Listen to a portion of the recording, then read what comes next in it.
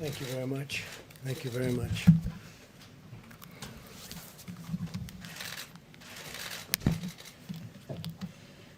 This week, America continues our aggressive effort to defeat the virus. As we enter a crucial and difficult phase of the battle, we continue to send our prayers to the people of New York and New Jersey and to our whole country. But right now, New York and New Jersey are very hot zones, and we're with them, we're with everybody. Your struggle is our struggle, and we will beat this virus. We will beat it together. I also want to send best wishes to a very good friend of mine and a friend to our nation, Prime Minister Boris Johnson. We're very saddened to hear that he was taken into intensive care this afternoon, a little while ago. And Americans are all praying for his recovery. He's been a really good friend. He's been really something very special, strong, resolute, doesn't quit, doesn't give up. We have made tremendous progress on therapeutics. I had a fantastic call today, which I'll be talking about a little bit later. And I've asked two of the leading companies, these are brilliant companies, Ebola, AIDS, others, they've come with the solutions and just have done incredible jobs. And I've asked them to contact London immediately. They have offices in London, the major companies, but more than major, more than size, they're genius. And I had a talk with four of them today, and they speak a language that most people don't even understand. But I understand something, that they've really advanced therapeutics and therapeutically, and they have arrived in London already. Their London office has whatever they need, and we'll see if we can be of help. We've contacted all of Boris's doctors, and we'll see what is going to take place, but they are ready to go. But when you get brought into intensive care, that gets very, very serious with this particular disease. So the two companies are there, and with what they are talking about, and it's rather complex and has had really incredible results. We're working with the FDA and everybody else, but we are working with London with respect to Boris Johnson. Across the country, we're attacking the enemy on all fronts, including medical, scientific, social, logistical, and economic. We're pressing into action the full power of American government and American enterprise, and our military has been incredible. We've just sent 3,000 public health personnel. They're now deployed in the New York area, and they'll be over at the Javits Center, over at the Great Ship. And as you probably have heard, and I was informed that Governor Cuomo has already told you and announced, he called me up a little while ago and he asked whether or not it would be possible to use the ship with respect to fighting the virus. And we hadn't had that in mind at all, but we're going to let him do it, and we're also going to let New Jersey, Governor Murphy, we spoke with him a little while ago, and New Jersey is going to use it also because New Jersey is a hot spot. So Governor Murphy and Governor Cuomo are going to be using the ship, New York, New Jersey, and it's a big ship, and it's now COVID. It's set for COVID, and we are going to, hopefully, that will be very helpful to both states. The Javits Center, which is 2,900 beds, just built by our military, also is going to be manned now by the military, and they should be in place tomorrow. And they'll start sending quite a few people over to the Javits Center. It's convenient. It's right in the middle of everything. So that'll be something great. And we appreciated Governor Cuomo's really nice statements, and likewise Governor Murphy. We have worked very well with both of them, and with, frankly, all of the governors. Vice President Pence had a call this morning with them that lasted for close to 2 hours. And I understand there wasn't a negative person on the call. 50 governors, or just about 50 governors. I think they were all on, from what I understood. And they were very positive about everything their federal government has been doing for them. And you'll hear what that is, and it's rather amazing, actually. Nationwide, the Army Corps of Engineers is building 22 field hospitals. These are big hospitals and alternate care sites in 18 states. So you have a combination of 22 field hospitals. In addition to that, we're building alternate care sites, which is a little bit of a smaller version of the hospital. And we have a lot of them, and they're going up in 18 different states. In total, we have deployed 8,450 hospital beds from federal stockpiles. And, if you think this is done over a period of weeks, it's incredible, actually. More than 8,000 ventilators have been sent from the national stockpile to our cities and states, backed by the Defense Production Act, which we've used very strongly, very powerfully. So powerfully that we don't have to use it too much, frankly. And it's nice when you don't have to. We're getting more than we ever bargained for. American industry is stepping up. Manufacturers are really going to town, and we have thousands of ventilators being built as we speak, and we have hundreds that are being sent to different locations, and we're ready to roll with almost 10,000 that we have in the federal stockpile.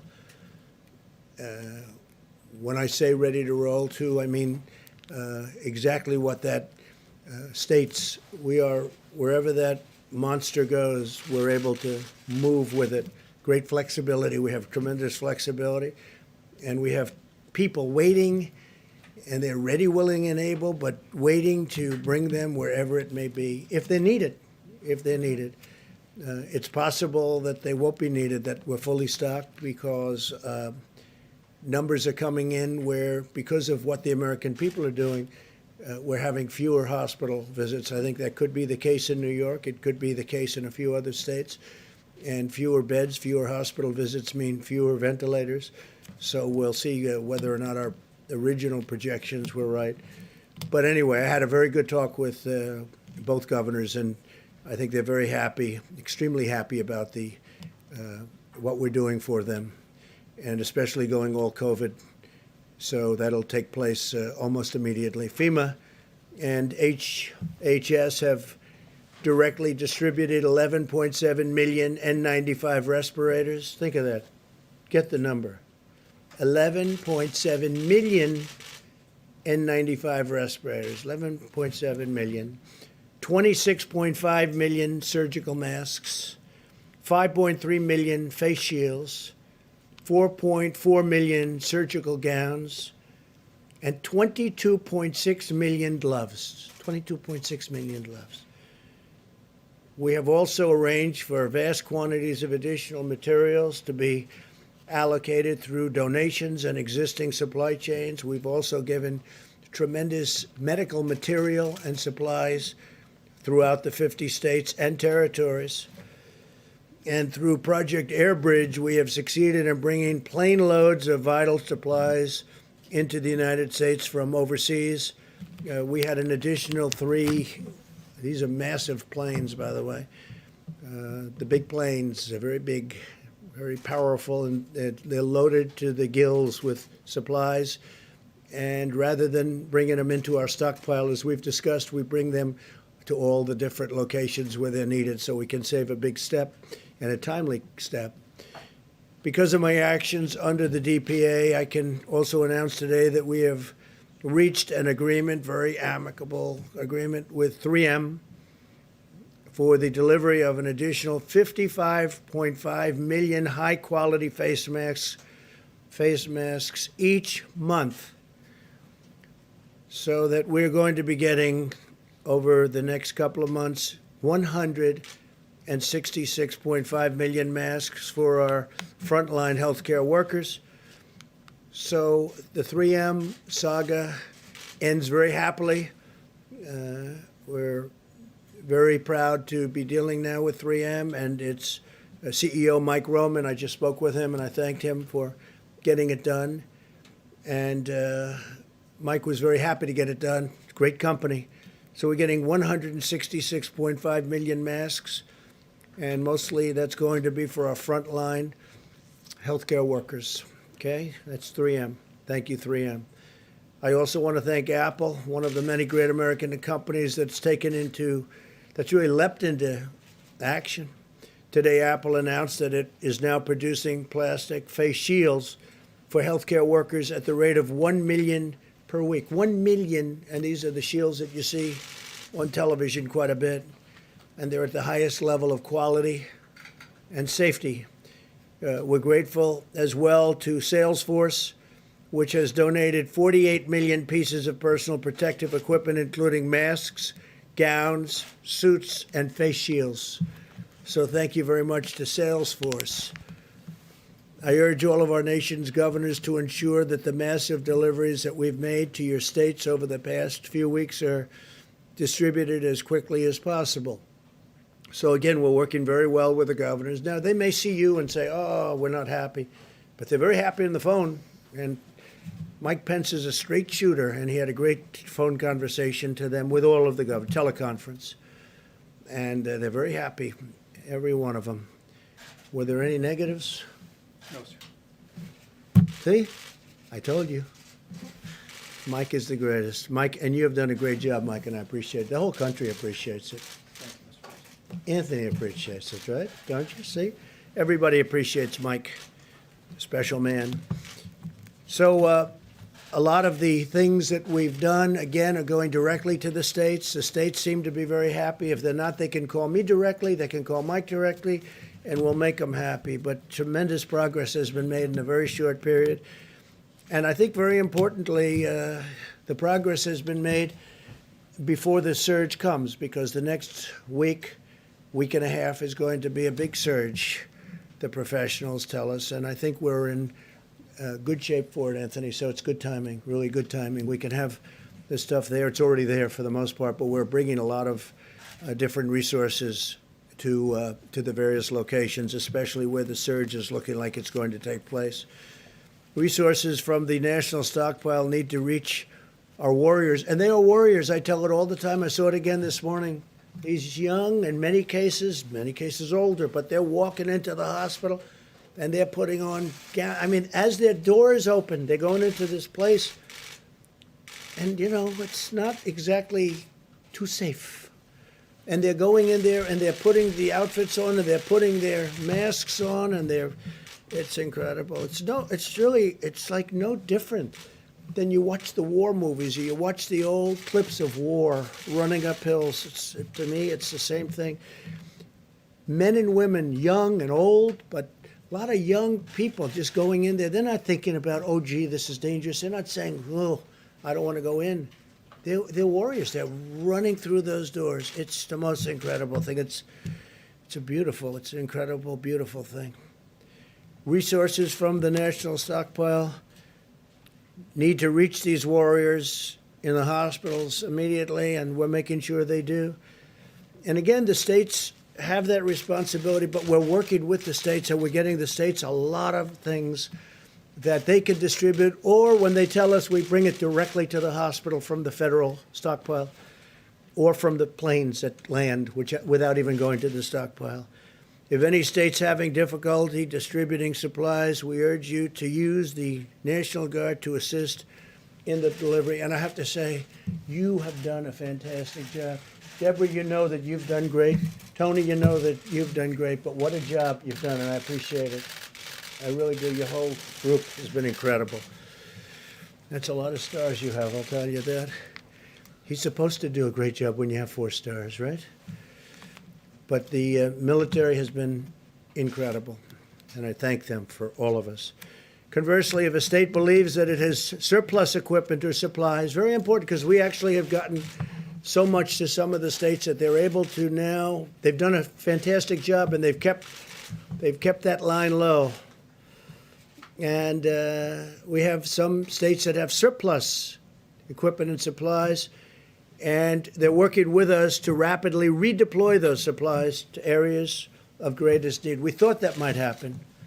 If it worked out well, that's what was going to happen, and it's happening.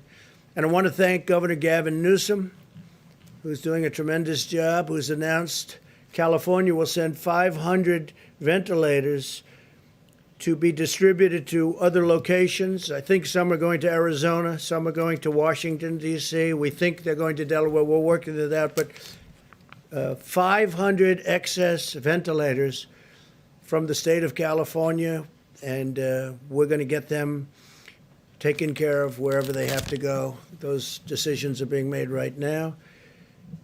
The members of the White House Task Force and I are in close touch with mayors and governors and hospital administrators across our country, and we're told that at the present time, most of the critical needs are being more than met. States have to continue sharing detailed information in the amount and utilization rates of medical supplies so we know what to resupply them, or they can get it directly. That includes ventilators. They can get it directly. Ideally, if they can get it directly, but if they can't, if they're unable to do it, we have tremendous amounts of supplies, and we're building it up very fast, too. And this is before the big surge. This information is fundamental to our ability to deliver the material when and where it's most needed. Now, Mike, in his conversation today, I think got some information as to a couple of locations where we're going to be delivering large numbers of ventilators and large numbers of medical supplies, and we'll take care of that. But some of the states are very happy. Even Governor Pritzker from Illinois is happy. Of course, he may not be happy when he talks to the press, but he's happy. He's a very happy man. We're increasingly hopeful that the aggressive mitigation strategy we put into place will ultimately allow our hospital system to successfully manage the major influx of cases that we have right now. Again, I say that we're finding, because of the incredible job done by the American people, in conjunction with everybody, governors, the military, federal government, state government, local government. I've had a lot of conversations with New York City and Mayor de Blasio. I've gotten to know him. I didn't know him. Gotten to know him. And a lot of people are working hard. Everybody's working hard. A lot of people are doing a great job. I'll tell you that. A lot of people are doing a great job. But the goal is that all Americans have been sacrificing to achieve these last few weeks, things that a lot of people thought were not possible to achieve. And I think we've more than achieved, but we have to go through. Again, we're going to have a rough week. We're going to have maybe a little more than a week. But there's tremendous light at the end of that tunnel. I said it last time, said it last night. There's tremendous light at the end of the tunnel. There's so many things happening with therapeutics, with vaccines, with things that we really want. Deborah, Tony, they're all working so hard on this. But those therapeutics, I mean, look, the vaccines are going to be always a little bit later because of that testing period. But the therapeutics, getting the kind of things that I heard about today, talking to these brilliant companies and brilliant people on the phone, was fantastic. It was such an incredible conversation. And I also spoke just a few minutes ago with former Vice President Biden, who called, and we had a really wonderful, warm conversation. It was a very nice conversation. We talked about pretty much this. This is what we talked about. This is what everyone's talking about. This is what they want to talk about. And he gave me his point of view, and I fully understood that. And we just had a very friendly conversation. Lasted probably 15 minutes. And it was really good. It was really good. Really nice. I think it was very much so. I appreciate his calling.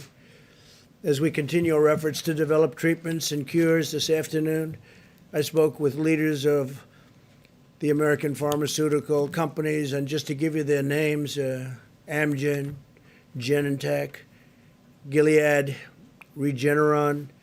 These are four of the greatest in the world for doing exactly what they're doing. And currently 10 different therapeutic agents are in active trials, and some are looking incredibly successful, but we have to go through a process. And it's going to be a fairly quick process, I will tell you, based on what the FDA told me. And another 15 are in plans for clinical trials. So they're advancing rapidly. And today, a second company announced that the FDA has authorized its vaccine candidate to begin clinical trials. So you have Johnson & Johnson is already there. I believe they're the one that's first. And now we have a second company that just announced, and we were was just approved. So we have two companies at that level for the vaccine itself. We've now performed 100, well, if you think of this, 1.79 million tests. That's 1,790,000 tests nationwide. And I think we're going to put up a screen here someplace. Good. They're on cue. They're just on cue. And here it is. This is the process starting on 5 March and ending right there, right about now, right? That's about it. Yesterday. So, and it's going up at a rapid rate. Nobody has done more testing. And one of the reasons why they say, and I think I can say this, Deborah, very strongly, but one of the reasons that we have more cases is we've done more testing. If I went to some of these countries that have, in my opinion, far more people than we do that had the problem, and if we did the kind of testing proportionally that we're doing, they'd have many more cases than us. But we have more cases because we do much more testing. So when you do the testing, you have cases. Otherwise, you wouldn't know about the cases. People sit home, you don't know about it. But we have now done 1,790,000 tests nationwide. That's more than any other country in the world. Hence, we have more cases. And that number is growing by nearly 125,000 people per day. Think of that one. So it's growing by 125,000 people per day. I told you about South Korea. This is a, vastly faster. And we also have, they say, the most accurate of tests. CVS is launching, and they've been great. 2 new drive-through testing sites in Atlanta, Georgia, and Providence, Rhode Island. And each location will be able to test up to 1,000 patients per day using the ultra-fast 5-minute test developed by Abbott Labs. Now they're down to 5 minutes. They call it the ultra-fast, and it's very accurate. Abbott Labs, I want to thank them. They've been fantastic. We're also speeding urgent economic relief to the American worker and families and the employers. As of today, tens of thousands of small businesses have applied for more than $40 billion in relief under the Paycheck Protection Program. You've all been reading about it, and it's really, it's only been going for a couple of days. It's really been performing well. A couple of little glitches, minor glitches that have already been taken care of, what they say. These funds will result in nearly 2 million jobs being preserved, so we're taking care of our workers, small businesses and our workers. Nearly 3,000 lenders have already made loans under the program, and we're signing up additional lenders very quickly, rapidly. Community banks have been very responsive, and larger banks are also stepping up. If we run out of funds, by the way, we're already preparing because it's going so fast for the small businesses and their employees. We'll ask Congress to refill it immediately.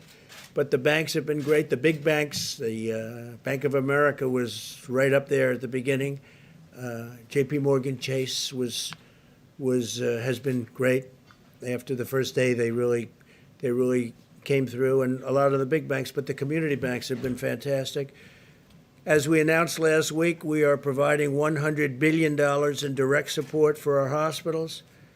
And the first tranche, $30 billion, will be distributed this week. So I want to say one other thing. Our farmers, we love our farmers. And as you know, as of April 1st, the China trade deal, $250 billion, they purchased $250 billion from us, if not more. And of that, approximately $50 billion is expected to be with our farmers.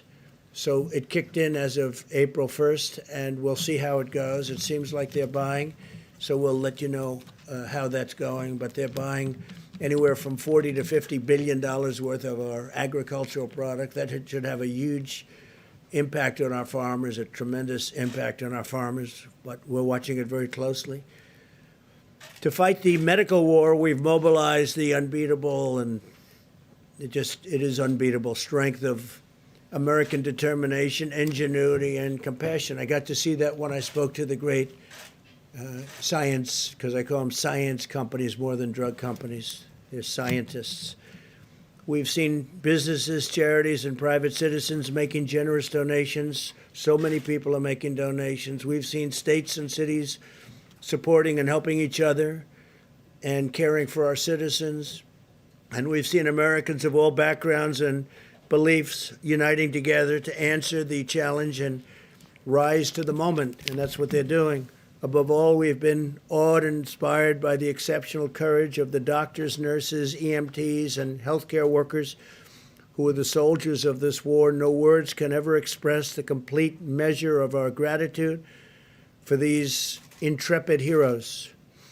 One Cleveland patient credited his medical team for not only saving his life through their skill, but forever changing his life through their example of selfless devotion. Couldn't believe it, so generous he was with his statements.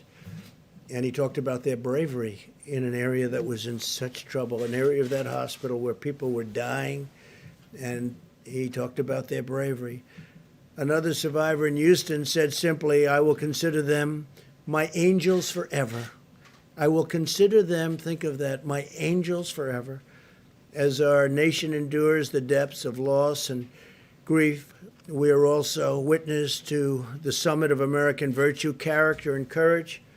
With the love and dedication of every American patriot, we will win this battle, we will defeat this enemy, and we will rise from this present crisis with new strength, unity, and resolve. And that's what's happening.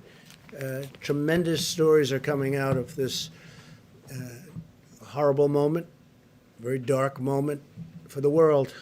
182. I was saying 151 for a while, and then it got up to 160, and it's 182, as I announced yesterday. 182 countries are being attacked by this virus.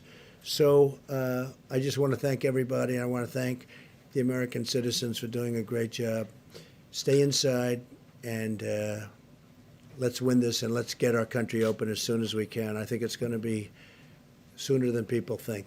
Things are going really well. Again, light at the end of the tunnel. And with that, I'll take a few questions, and then Mike is going to take over and talk with the Admiral and with the professionals, and we appreciate you being here. Yes, please. Thank you, Mr. President. You mentioned that you were asking U.S. drug companies to provide treatment to the British Prime Minister. What sort of treatment is that? Is that something that is available Well, to it's the a American very, public? yeah, it's a very complex treatment of things that they've just recently developed, and that they have a lot of experience with, having to do with something else, but recent for this. And they'll be, they've already concurred, they've already had meetings with the doctors, and we'll see whether or not they want to go that route. But when you're in intensive care, it's a big deal. So they're there, and they're ready. I think we have three of them. I spoke with four, you know who the four would be. And you know the people within those. You'd know the companies. I told you the companies, but the people are the greatest in the world. So they're at the hospital, and we'll see. And they have everything with them should it be needed. Hopefully it won't have to be needed, but should it be needed. I found Boris to be a fantastic person, just like a fantastic, warm, strong, smart guy. He loves his country. You see that? I mean, he fought like hell for his country. And intensive care is big stuff, really big stuff. Yesterday you were asked about this as well, but now that he's been moved to intensive care, does that give you and the Vice President any pause or additional concerns, steps that you're taking to preserve the continuity of government here? No, I don't think so. Mike had his test a couple of days ago. I had my test a couple of days ago. So, and we're here, and here you are. So, no, I don't think so. But I think we'll probably, just because of questions like that, I think we'll probably have maybe quite a few tests. It's not the worst idea. You know, the system of testing now is so quick and so easy. So I could see, and you were tested again today? You sure you're okay? I'm okay. Good, then I'm staying here. Despite the nearly 1.8 million tests that you say the United States has done, the Inspector General for the Department of Health and Human Services released a report today, a survey of more than 300 hospitals across the country, and the #1 complaint from those hospitals were severe shortages of testing supplies and Well, a it's really just long wrong. wait time. I mean, It's a just week wrong. or longer. And did I hear the word Inspector General? Really? It's wrong. And they'll talk to you about it. It's wrong. But this is your own government. Well, where did he come from, the Inspector General? What's his name? It came from the Inspector No, General what's his name? report. What's I his don't name? know his name Well, off the top find of me my his name, head. let me know, okay? If But- you find me his name, I'd appreciate it. But sir, these are hospitals All I can tell that you do is not- this, we sir, put up on the these are board, hospitals- you're gonna ask the Admiral, but These are we are hospitals doing, who say that they're waiting a week or longer Fine. to get You'll their speak to test the Admiral. results. Why but is we've it done still more taking so testing long? and had more results than any country anywhere in the world. They're doing an incredible job. Now they're all calling us, they want our testing. What are we doing? How do you do the 5-minute test? How do you do the 15-minute test? So give me the name of the Inspector General. Could politics be entered into that? Go ahead, This please. is our, Go ahead. Thank you, sir. Are you worried about retaliation to your decision to ban export of medical goods, like Indian Prime Minister Modi's decision to not export hydroxychloroquine to the United States and other countries? I don't like that decision. If that's, I didn't hear that that was his decision.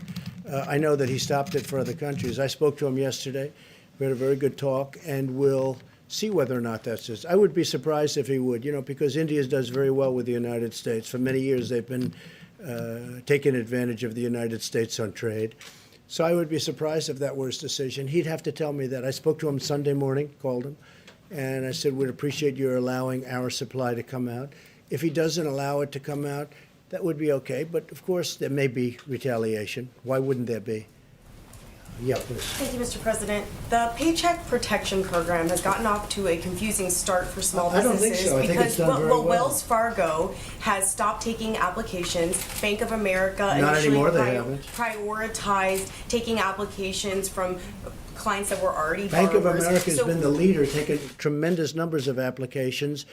And of course, there may have been, they wanted to have a slightly different application. They wanted to have a little different information. But Bank of America has been a leader. They're number one in terms of applications. I wish you'd ask the question differently. Why don't you say it's gotten off to a tremendous start, but there are some little glitches, which, by the way, have been worked out. It would be so much nicer if you do that.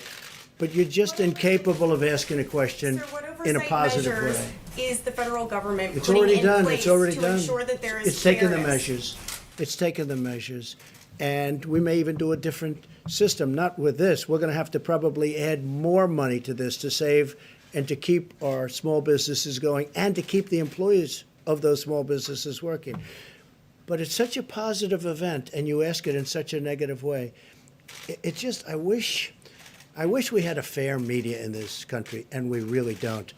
Speaking of unfair, go ahead. Mr. President, the acting Secretary of the Navy told the crew of the USS Roosevelt that Captain Crozier was either, quote, too naive or too stupid to be in command.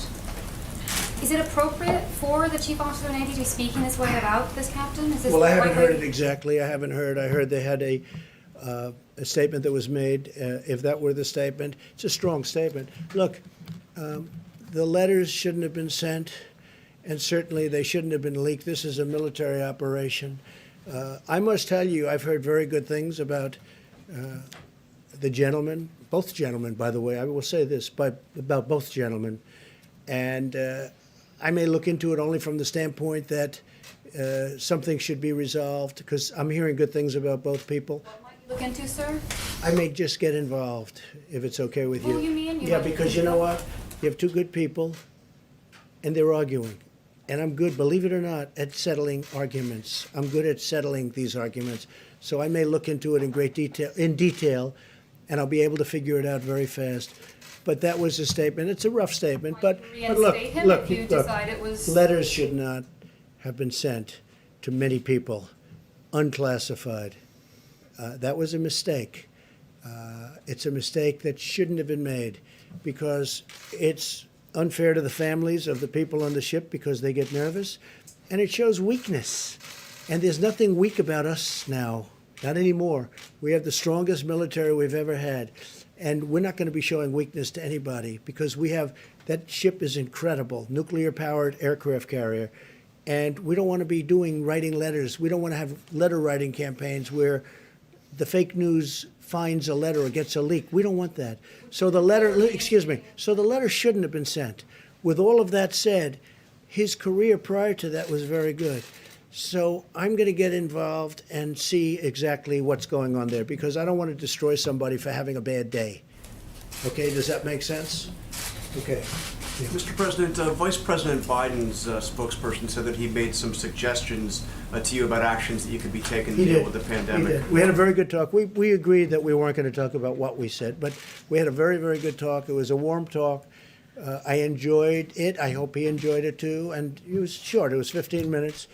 Did he have good suggestions? Anything that you're going to do? Well, he had suggestions. It doesn't mean that I agree with those suggestions, but certainly he had suggestions. And I also told him some of the things we're doing. But the conversation was a friendly, very friendly conversation. Yeah, please. Thanks a lot, Mr. President. You've mentioned, other members of your task force have mentioned, over the course of the next 2 weeks, it's going to be a very difficult time for our country in terms of fatalities. And It will be a difficult week and a half.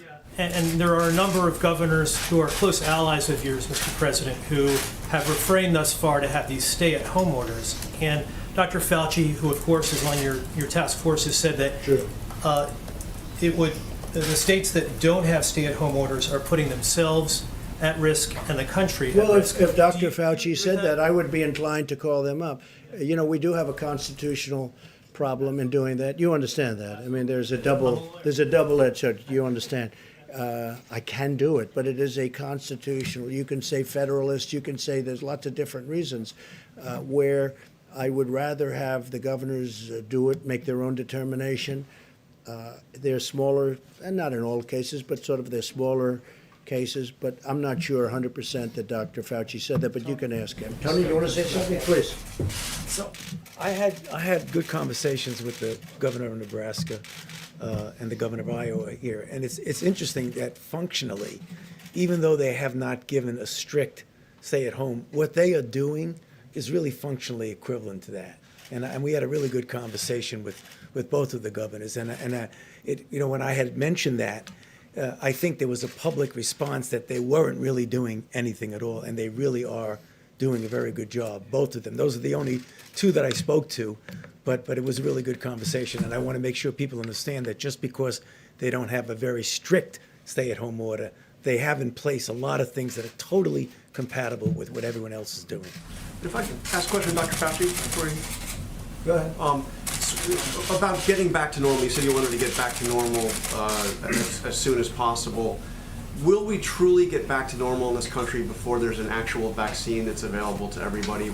How do you start lifting the restrictions safely? Yeah, well, John, if back to normal means acting like there never was a coronavirus problem, I don't think that's going to happen until we do have a situation where you can completely protect the population.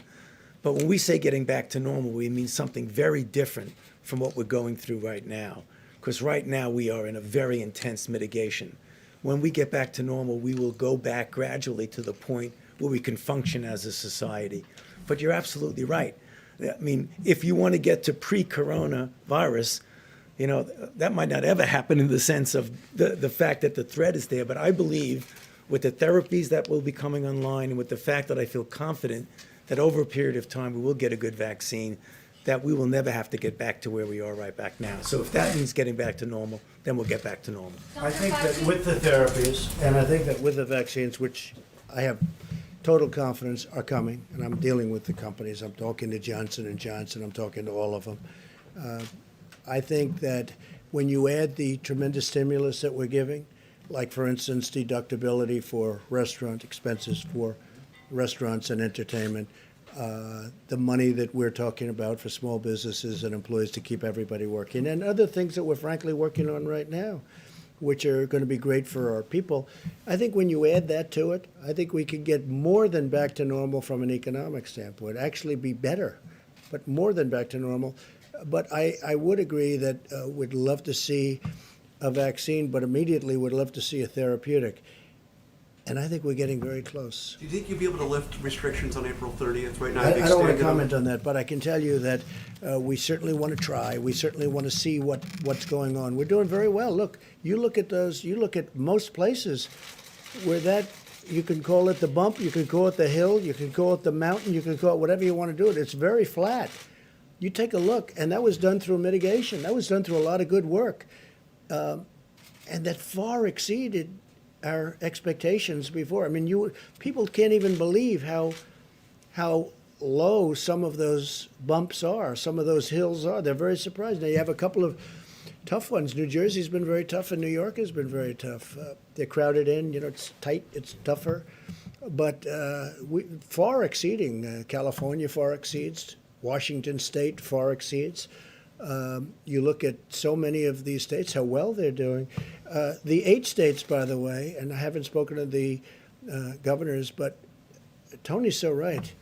They may not have it from the standpoint that they're saying it, but those people are practicing it, and they're doing a fantastic job. Take a look at where they are in terms of the levels, but take a look where they are. So, but if I thought it was something that, and I've looked at him very carefully, looked at him today, looked at him yesterday, from a constitutional standpoint, I'd love not to get involved with that.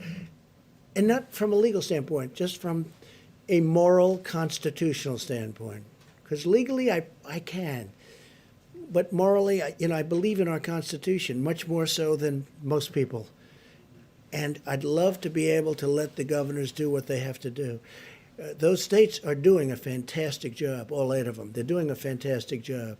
So we'll see what happens. As per your question, you fully understand what I'm saying, so thank you. Yes, please.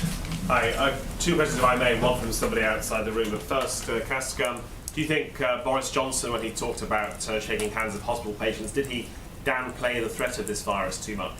And do you know exactly what his current Well, I think position is? Boris was looking at it differently. He was looking at it earlier. He was looking at it like ride it out. There were many people thinking about riding it out, meaning, whatever it is. But then you see what starts to happen, and the numbers become monumental, and they decide not to do that.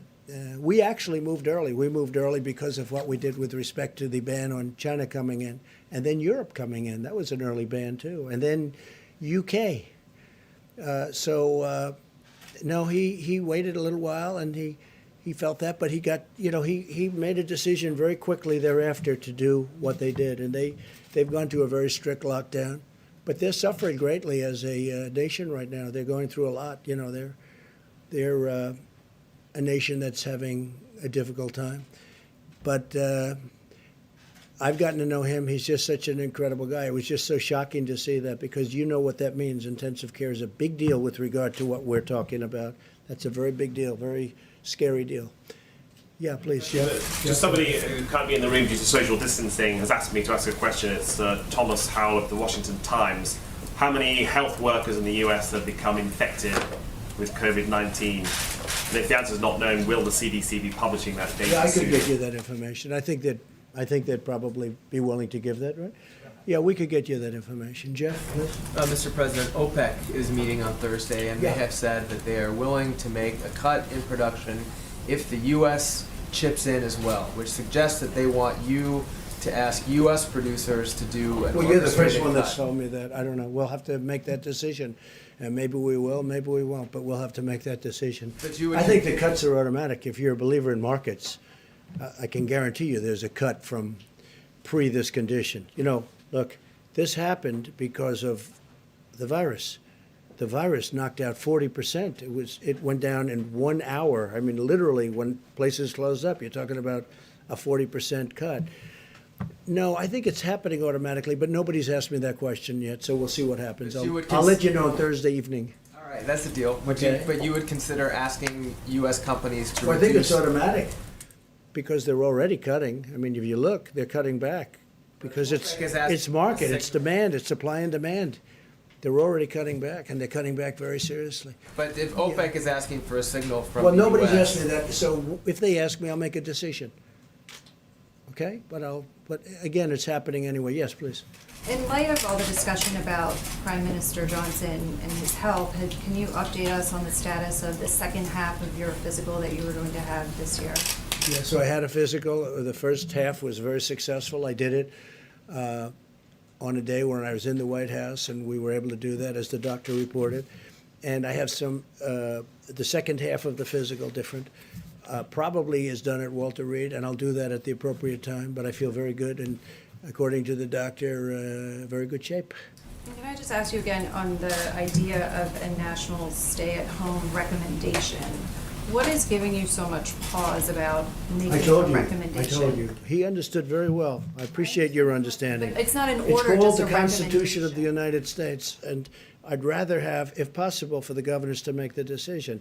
If a decision was very necessary, and they have done a good job, and Tony said it better than anybody, they are doing what we're asking them to do without having to put the seal on it. But I will say, if I thought it was necessary, I'll do it in a heartbeat. Do you agree with the Georgia governor opening the beaches? Opening what? The beaches? I haven't seen, I'm going to have to see to what extent. I'm going to have to see how many people you're talking about. Are they crowded? Are they packed? Are they not packed? We'll have to take a look at it. Right now, it's very early for beaches in Georgia. So right now, very early, so I'll take a look at it. He's done a very good job as the governor. He knows what he's doing, but we'll have to take a look. It really does depend on, how crowded it may be. But I will talk to him and I will ask him that question. I would ask him, yeah, please. Mr. President, you said last week that you were considering travel restrictions around hotspots. Is that something that's still on the table, and at what point? We're looking at it, and the airlines have been cutting their routes. You saw that yesterday. They announced big cuts in routes. We need some flights for emergency use for military people. We need some flights for medical people, and there are very few flights, as you know. And the flights that are going out are, I think they said they're 3 to 4% full. You have 3% of the plane is occupied, so it's they're generally very, very empty planes. But it's good to have. It's a tiny amount of flights relative to the overall, and we need them also for medical workers. Otherwise, we're going to have to do a whole big thing with our own planes. So they're done for a reason. There's also testing done when people get onto those planes, and also when people get off the planes. If I can follow up on this question of the HHS Inspector General, and by the way, her name was Christy Grimm, and it wasn't so much her opinion, but they interviewed 323 different hospitals. Well, it still could be her opinion. When was she appointed? I'm not sure when she was Would appointed. you do me a favor? Let me know. I'll check. No, on let me but- know now. I have to know now, John. Let me know now. But the point Because is- we are doing an incredible job in testing. We are doing a better job than anybody in the world right now in testing. There's nobody close. And other nations admit this.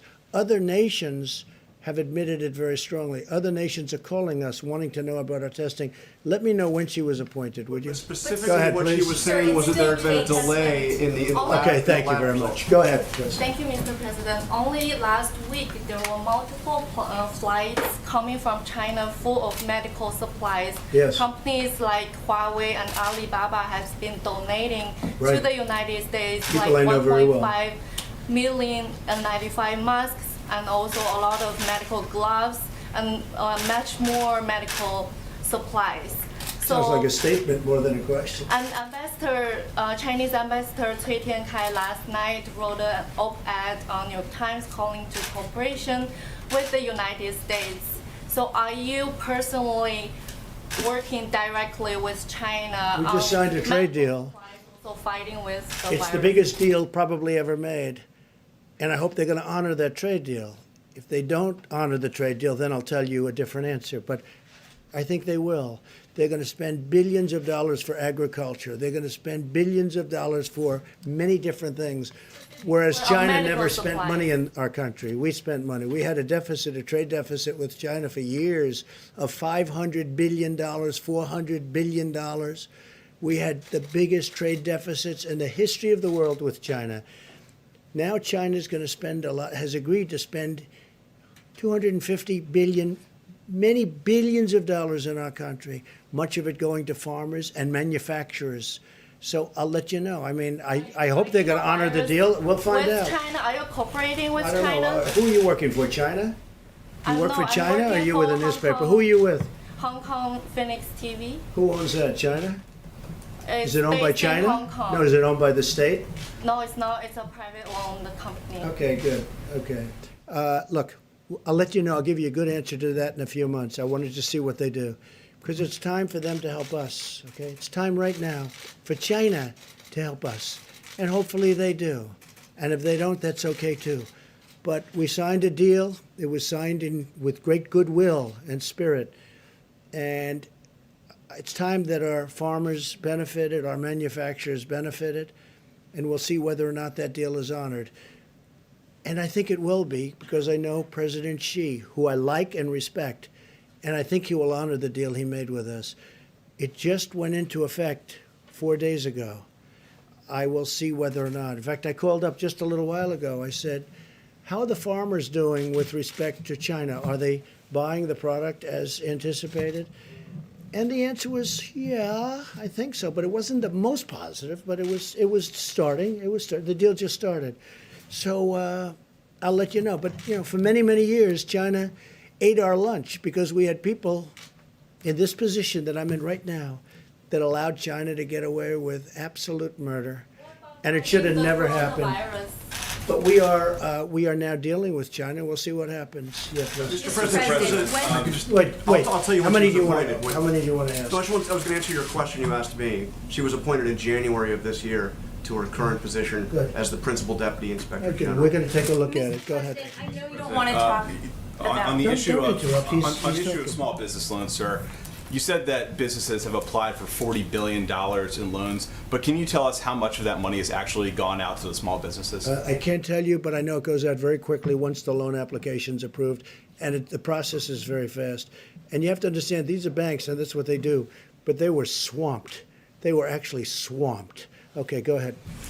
I know you don't want to talk about the Inspector General report, but testing is still a big issue in this country.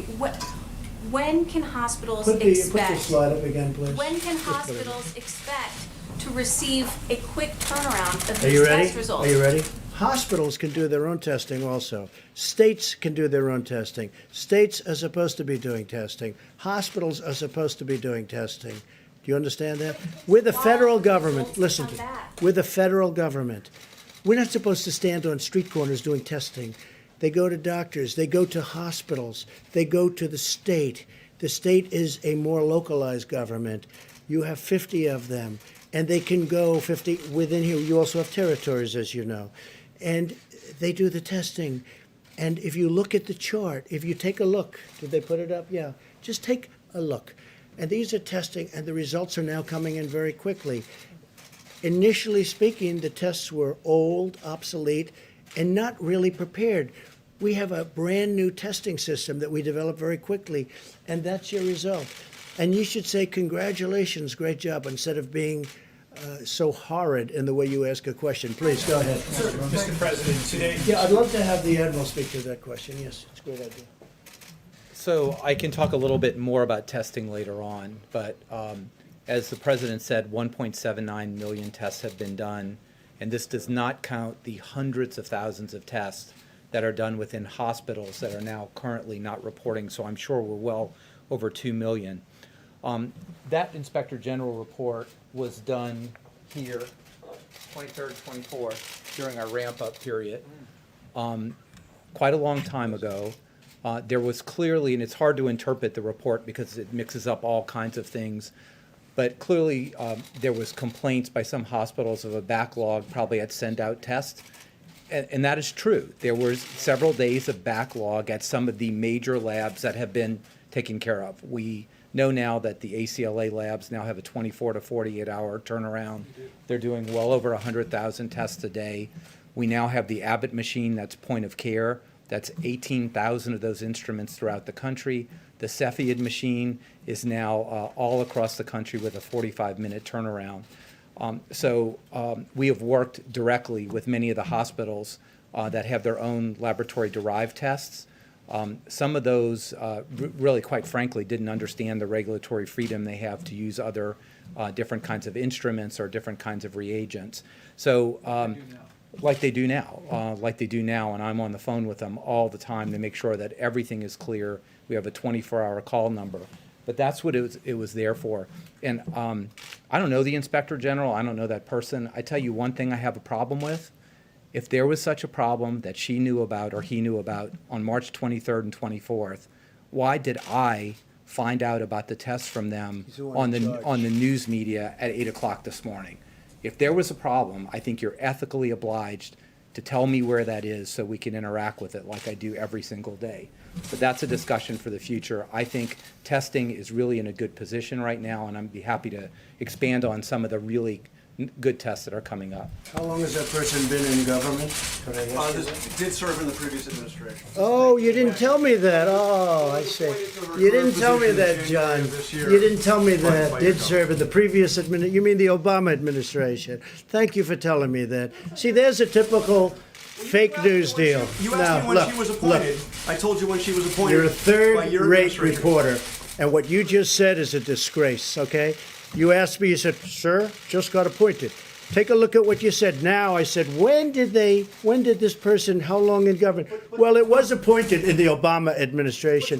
Thank you very much, John. Thank you very much. You will never make it. Go ahead, please. On the ventilators, Well, that's maybe a this is best terrible for Admiral Jawar, but can you tell us today how many ventilators are in the federal stockpile?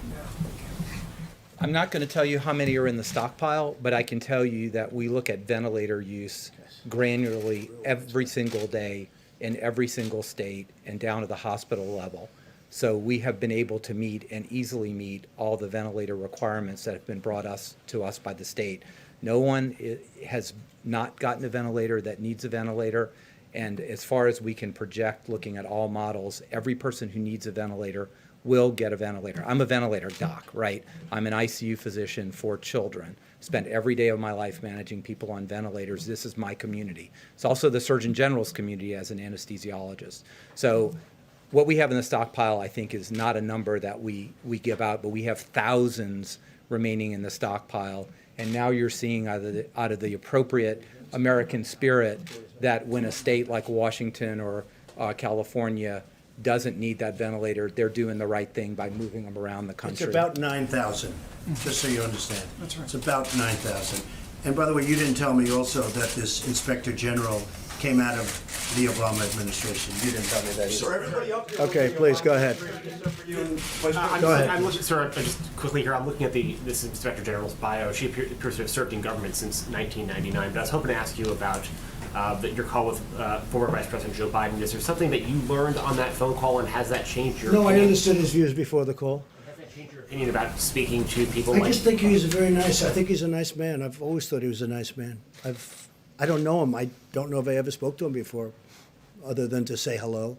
But I think he's a nice man. We had a very nice call. Do you want to seek now the counsel of some of your predecessors, George Bush, No, but Barack we Obama? may. No, not really. We're doing a great job. Hey, this administration, we inherited a broken system, both militarily, where we've rebuilt our military, where we now have so much ammunition, where, as you remember, a very important general said, sir, we have no ammunition. They want to save money on ammunition. They didn't want to save money because they spent money like nobody ever spent money. But you know what? We now have a great military rebuilt, and we have so much ammunition, we don't know what to do with it, okay? And that's a nice feeling to have. But they also gave us empty cupboards. The cupboard was bare. You've heard the expression? The cupboard was bare. So we took over a stockpile where the cupboard was bare and where the testing system was broken and old. And we redid it. And frankly, it would be okay for a small event, but not for a big event. And they had a chance to do it. Somebody said that a certain person, I won't tell you, but a certain person said this will happen. And that's true. The problem is that person never did anything about it. Previous administrations they never did anything about it. You know, we all know all about pandemics and all of the things that we're seeing now, but nobody thought it was going to happen. And if we did think it was going to happen, the problem is nobody did anything about it. We did. We have rebuilt the system, and now we're a fine-tuned machine. We built thousands of hotel beds for New York. We moved a ship in that now we're going to make for COVID-19. We are going to make it so that people having this horrible thing happen to them will be able to use the ship. The ship, as I said, is going to be shared with New York and New Jersey. We've done things that are incredible. When you build, 18 hospitals? We built 18 hospitals. We built medical centers all over the country. And when you have Gavin Newsom and other governors who really have been very nice and generous in their statements, because they make the statements to the press, not just to my face. Others tell us how great we're doing, like the call that Mike had today. I heard from other people that were on the call. He said it was incredible. It was 2 hours, and everything was positive. They were so happy with what we've done. And we're ready to do more if they need it, because we're ready to march. The Admiral can tell you, we are sitting there with 9,000 ventilators, and we're ready to march when we see that we can move very quickly. As soon as we see that need, we can move very quickly. We're ready to march. We built a great system. The problem is the Democrats, like a guy like Chuck Schumer, who's a total lightweight, by the way. I've known him for a long time. He'll say, why don't you put a military man in charge? Military man? I have all military men. This man is doing an incredible job. We have 2 admirals, numerous generals. We have the Army Corps of Engineers. We have FEMA. We have this whole force that like nobody's ever seen before. We have a great military operation, and they've done an incredible job. And honestly, people should respect, because nobody's ever seen anything like what we've done. And what they end up with, forget about me, don't worry about me. I will only get bad. If I say, how many ventilators do you need, Governor? 1,000 would be great. I said, nope, I'm going to send you 10,000. And then you'll call up from the media. You'll say, how did Trump do? We're not happy. He didn't send us enough ventilators. Because that's called politics. But if you look at what's happening, and I'm even surprised, the governors are saying all good things, but the Democrat governors, and a couple of rhinos, frankly, they're rhinos, that's all they are, one rhino in particular, but the governors are saying great things. He had a call that lasted 2 hours today. I heard about the call, not just from Mike. It was a perfect call. Now, I'm sure you were on the call, even though you're not supposed to be. I'm sure you were on the call, meaning some of the media was on the call, because they're constantly reporting the call. If they're honest, they will say it was a great call. Okay? Okay, next question, please. Mr. President? Here we go. So, Here we you, go. you didn't mention the hospitals that were built in New Orleans and Dallas today, but you've mentioned them a number of times previously. There seems to be some concern in Texas that they might lose the hospital in Dallas if it's not We're never going to do anything that hurts if Texas. it's not used yet. We're only helping Texas. Is there- By the way, the governor's doing a great job over there with this situation. And Texas is so big, you have some parts of the state that are affected, other parts that aren't affected at all. You know, it's an incredible place. But do they keep this hospital even if it's unused? Or is the federal government going to shift those resources elsewhere? No, we're going to use whatever we need, and we're doing it totally in conjunction with the governor. Okay? We're doing it in conjunction with your Texas governor, who's done a fantastic job. Great. Governor Abbott also has set up checkpoints at the border to check people coming in from Louisiana. We've seen checkpoints in Florida, other state borders. Americans are not Very really- few people are coming through our border, and you'll be happy to know we're up to mile 161 of the wall. internal borders between states. Oh, I see, Americans okay. are not But used on the to border seeing- between Mexico, we have Right. 161 miles of wall. About internal borders, Okay. Americans they're not used to seeing border checkpoints between states. How much longer, and is that something that states have to clear with you? First, you want us to call 8 governors and tell them to do something. And then you're complaining that another governor is so strict that he actually checks the borders. I understand why he's doing that, because he knows who he has, and he doesn't want people coming in if they should maybe, not be to the liking of the doctors. No, I think look, he's done a great job. He's done a great job with this case, as have many other governors, but he's done a great job. One of the things I thought you were going to say is we've been very tough on our southern border, as you know, very, very tough. And part of that's because of the fact that we have so much, when you talk about 160 miles of new wall, nobody's coming through that. Nobody, not even close. And we're building it rapidly. We will have, early next year, we'll have close to 500 miles of wall, which is what our goal was. Please go. You mentioned Senator Schumer just a moment ago. He had a conference call today, and he said that he believes that a COVID-4 relief bill will be necessary. Do you share that belief, and what would be contained in such a I bill? don't know necessarily, but I certainly want to listen. And what I want to do is 2 things.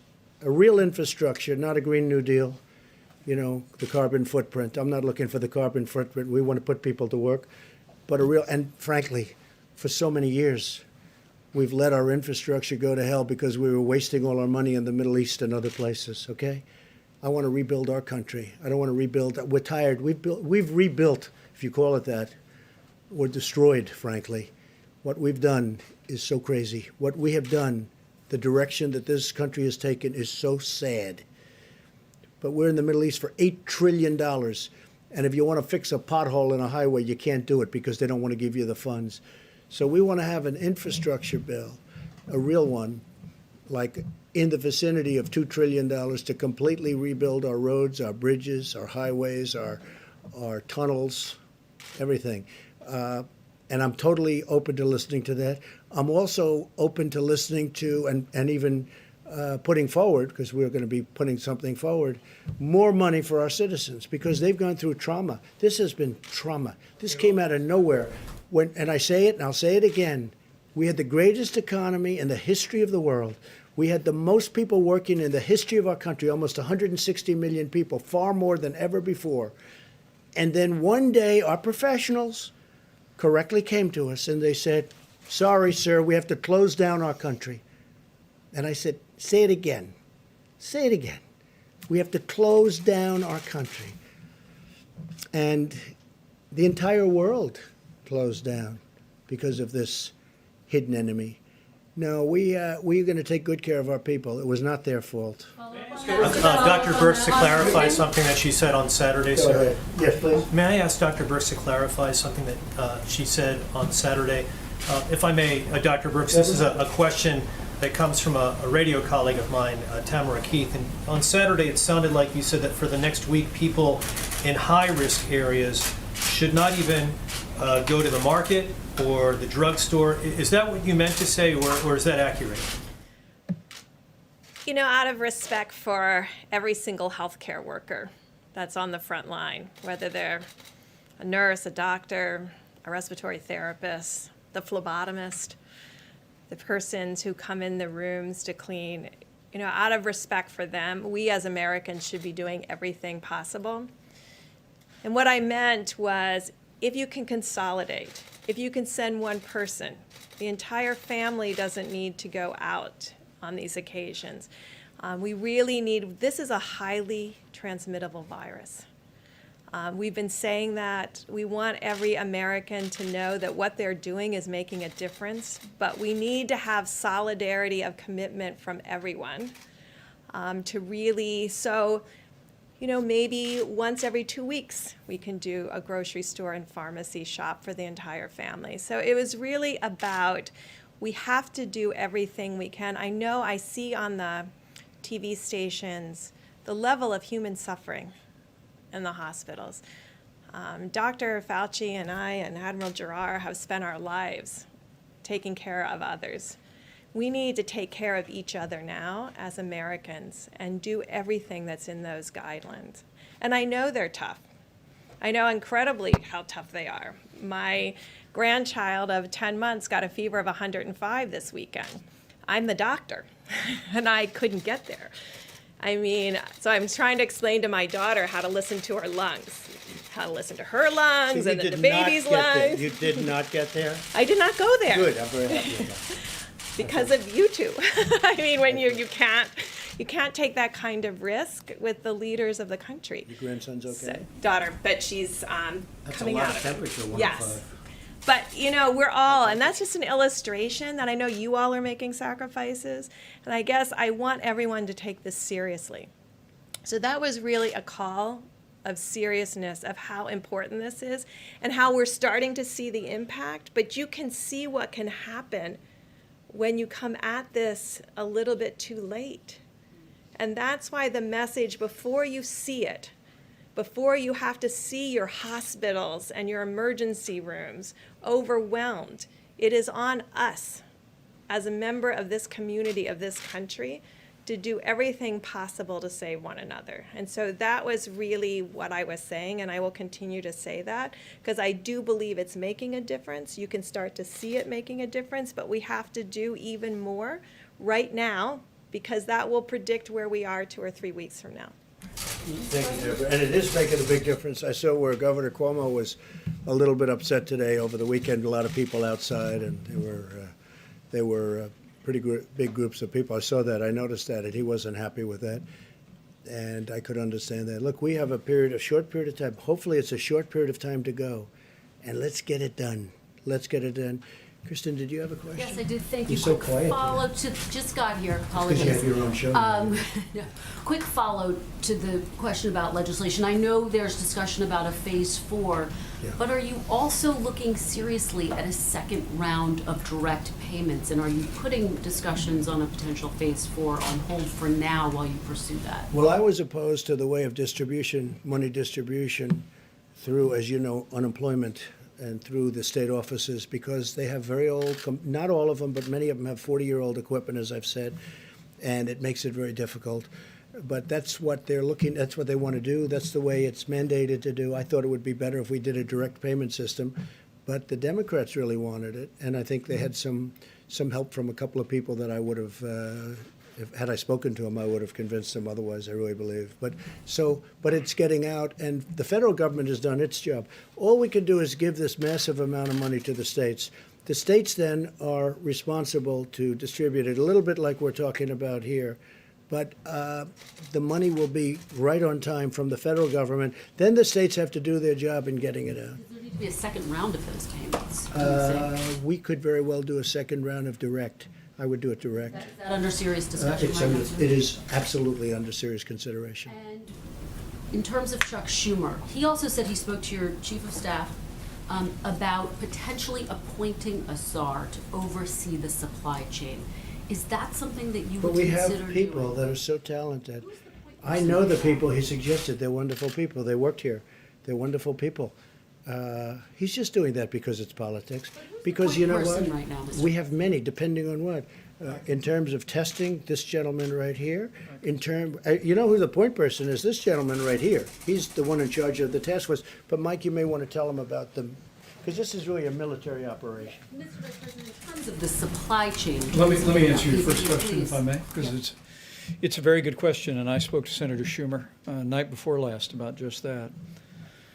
When the president signed a declaration of national emergency, he stood up FEMA as the lead agency implementing his policy to marshal a whole of government response. And under FEMA, we provide federal support. The state manages the healthcare response, and healthcare providers and first responders implement that response on a local level. Our lead on this issue in implementing it is Administrator Pete Gaynor.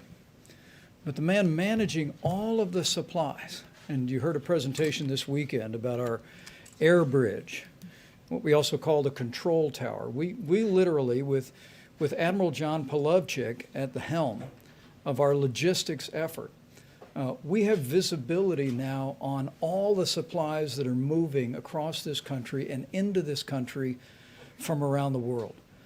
It really is extraordinary. I mean, when the president tapped FEMA to lead this effort, we essentially wanted to say, we want to organize this in a military fashion.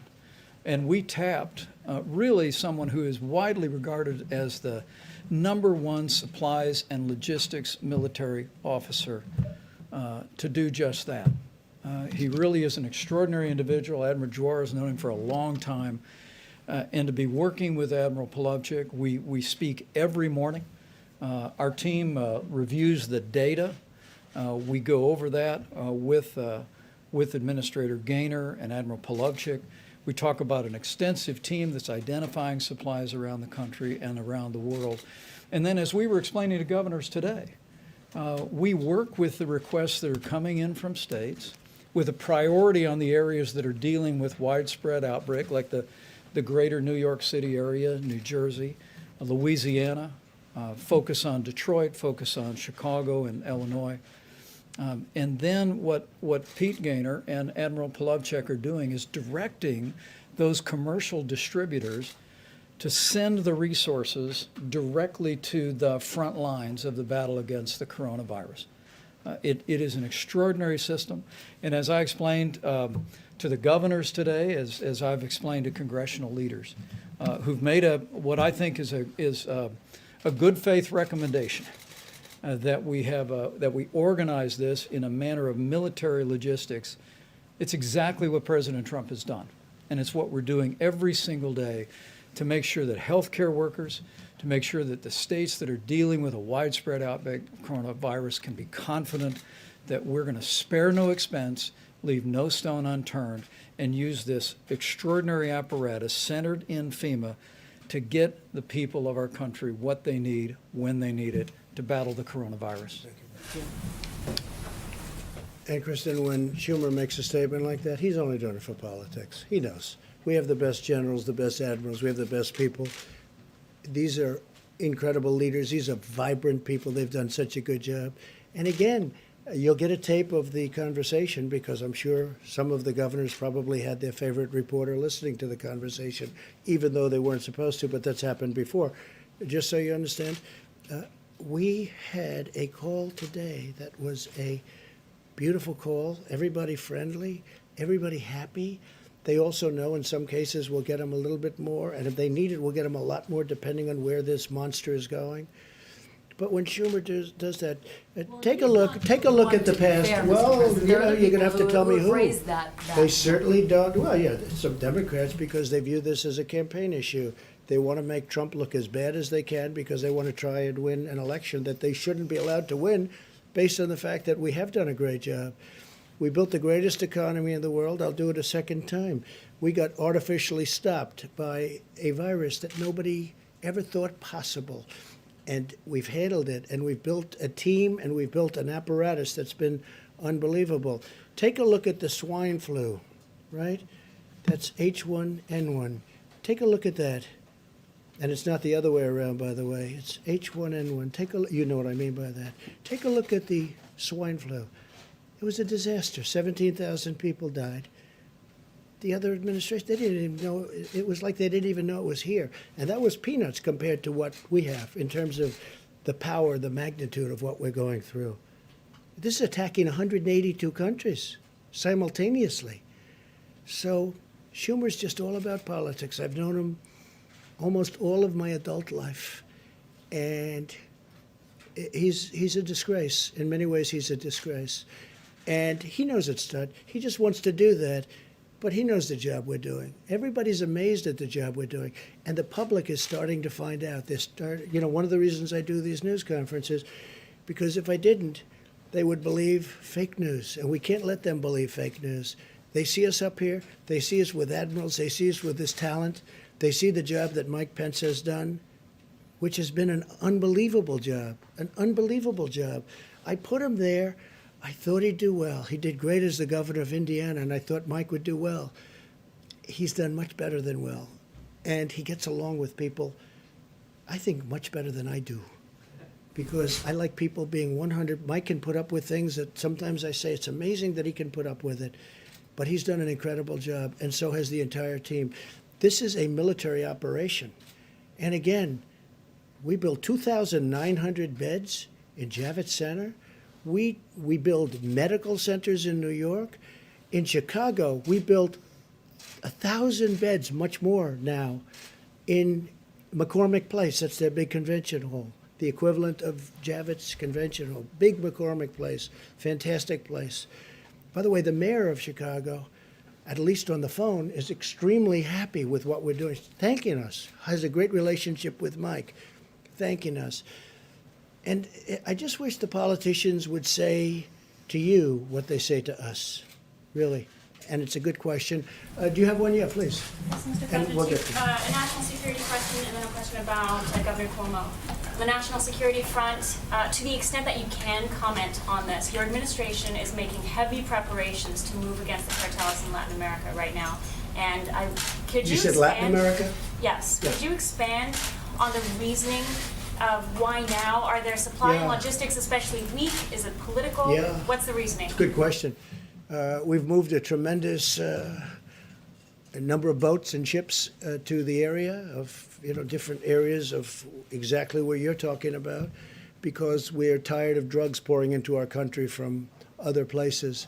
And we're tired of seeing drugs pouring into different parts of Latin America, South America, and just coming into our country. Now we've got them stopped at the border, and they're trying to do it by sea. So we stop them at the border and frankly, with the help of Mexico. Mexico right now has 27,000 soldiers on our southern border. They never had any soldiers. They're doing that because I've asked them to do it. That's the only reason they're doing it. They have 27,000 soldiers. So now they're trying to bring it in by boat and by ship, the drug lords and the people doing drugs and trying to destroy our country from inside with drugs. And we're hitting them very, very hard. And that's why we're doing it. Activities that U.S. assets are targeting, or Say it? is it beyond narcotics? Are there other illicit activities that Well, U.S. assets are there targeting? are the activities of human trafficking, and especially with respect to women. As you know, proportionally, it's mostly women. And it's a horrible thing. It's a horrible thing. And there's never been a time like it. And it's because of the internet. And this is all over the world. But for the most part, they're coming through, in this country, they're coming through the southern border. But we're hitting them very hard. They have tremendous illegal trafficking in women and children also, but mostly in women. And it's illegal, and it's horrible, and it's disgraceful. And I've seen things that are an absolute disgrace. And we're trying to knock them out, and we're knocking them hard. And again, I want to thank the president of Mexico because he has really stepped up to the plate. 27,000 soldiers. They've never had any soldiers on our border. And I did that because the Democrats will not approve anything to stop, because they want to have open borders. They want to have all these people flowing through our border. And in many cases, they're sick. They have problems that you don't want to know about. Or they're criminals in many cases. Not in all cases, but in many cases. And they don't want to have, they want to have open borders. They want to have sanctuary cities. So they protect criminals. And I don't want to have it. And Joe Biden does want to have that also, as you know, because he said that during numerous debates. I want to have strong borders. And I don't like protecting criminals with sanctuary cities. But we're doing it for drugs. We're doing it for human trafficking. We're doing it because you have to do it. We either have borders or we don't have a country. All right, go ahead. Why did he please. move? Mr. President, on the question of antibody testing, which is FDA approved now but not widely available yet. I know the Admiral said by May you expect to have millions available. How are you going to prioritize who's going to get the antibody tests, and what is that going to show you? Do you think that's going to be immunity? I mean, I have an answer, but I'd rather have the Admiral answer that. So let me clarify, and I know you probably understand this, is the antibody test does not tell you if you have the active virus in your nose. If you're positive for the antibody, it strongly implies, it means that you have had the virus before. And to the degree that we know of medical knowledge, you will probably, highly probably, be protected against getting the virus again in the future. So I want to make something clear. There's no antibody test approved. Okay, approved is not a word we talk about. There is a test or two that has received emergency use authorization, and many, many, many others out there that have not gone that way yet. And I want to take this opportunity to caution.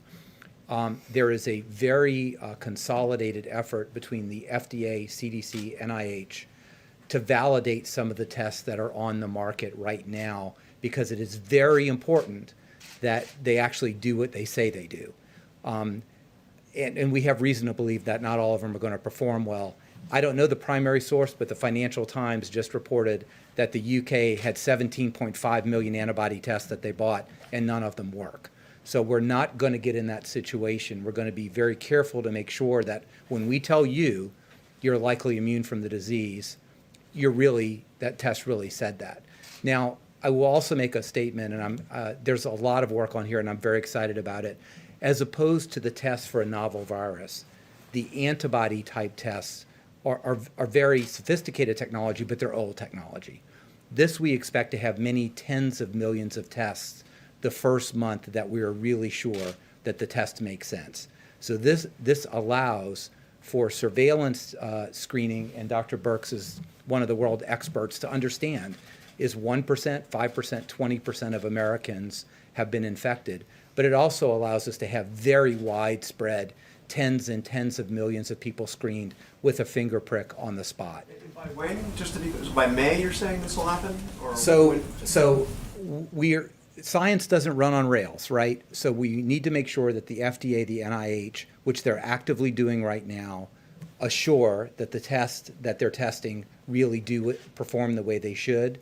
And if things work out the way we believe they will, we will have millions on the market by May in a sophisticated way, in a prospective way, that we get the surveillance we need.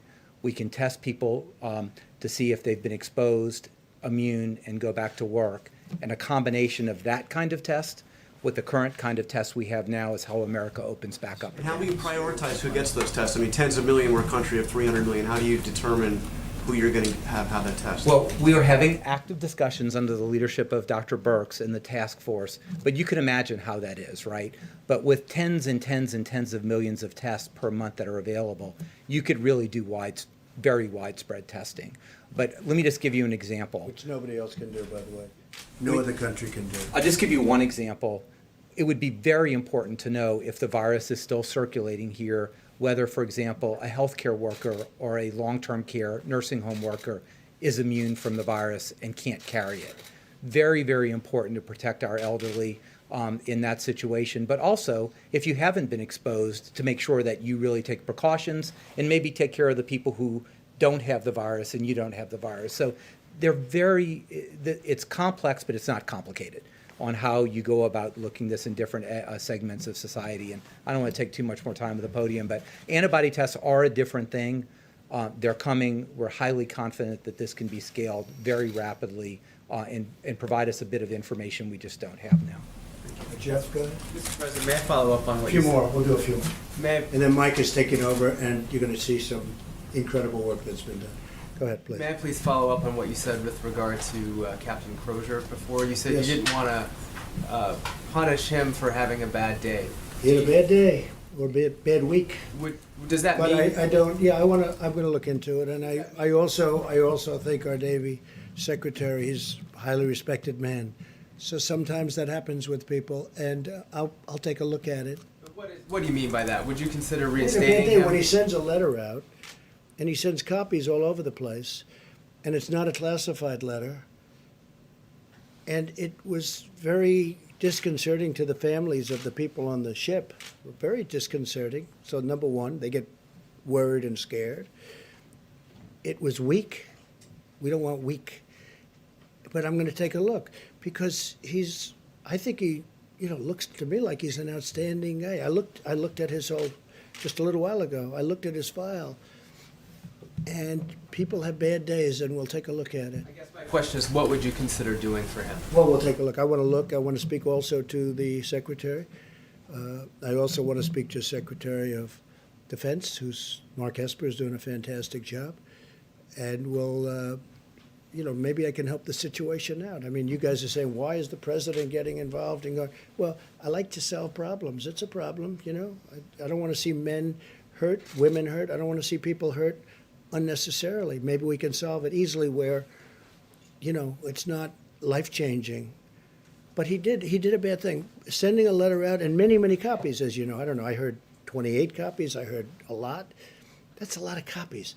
Plus, the letter was 5 pages long. I haven't read the letter, but I think it was 5 pages long, single-spaced. That's a lot of writing.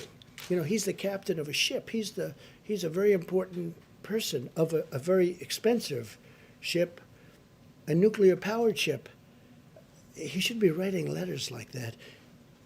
But it happens. Sometimes I'll write a letter that I say, I wish I didn't send it.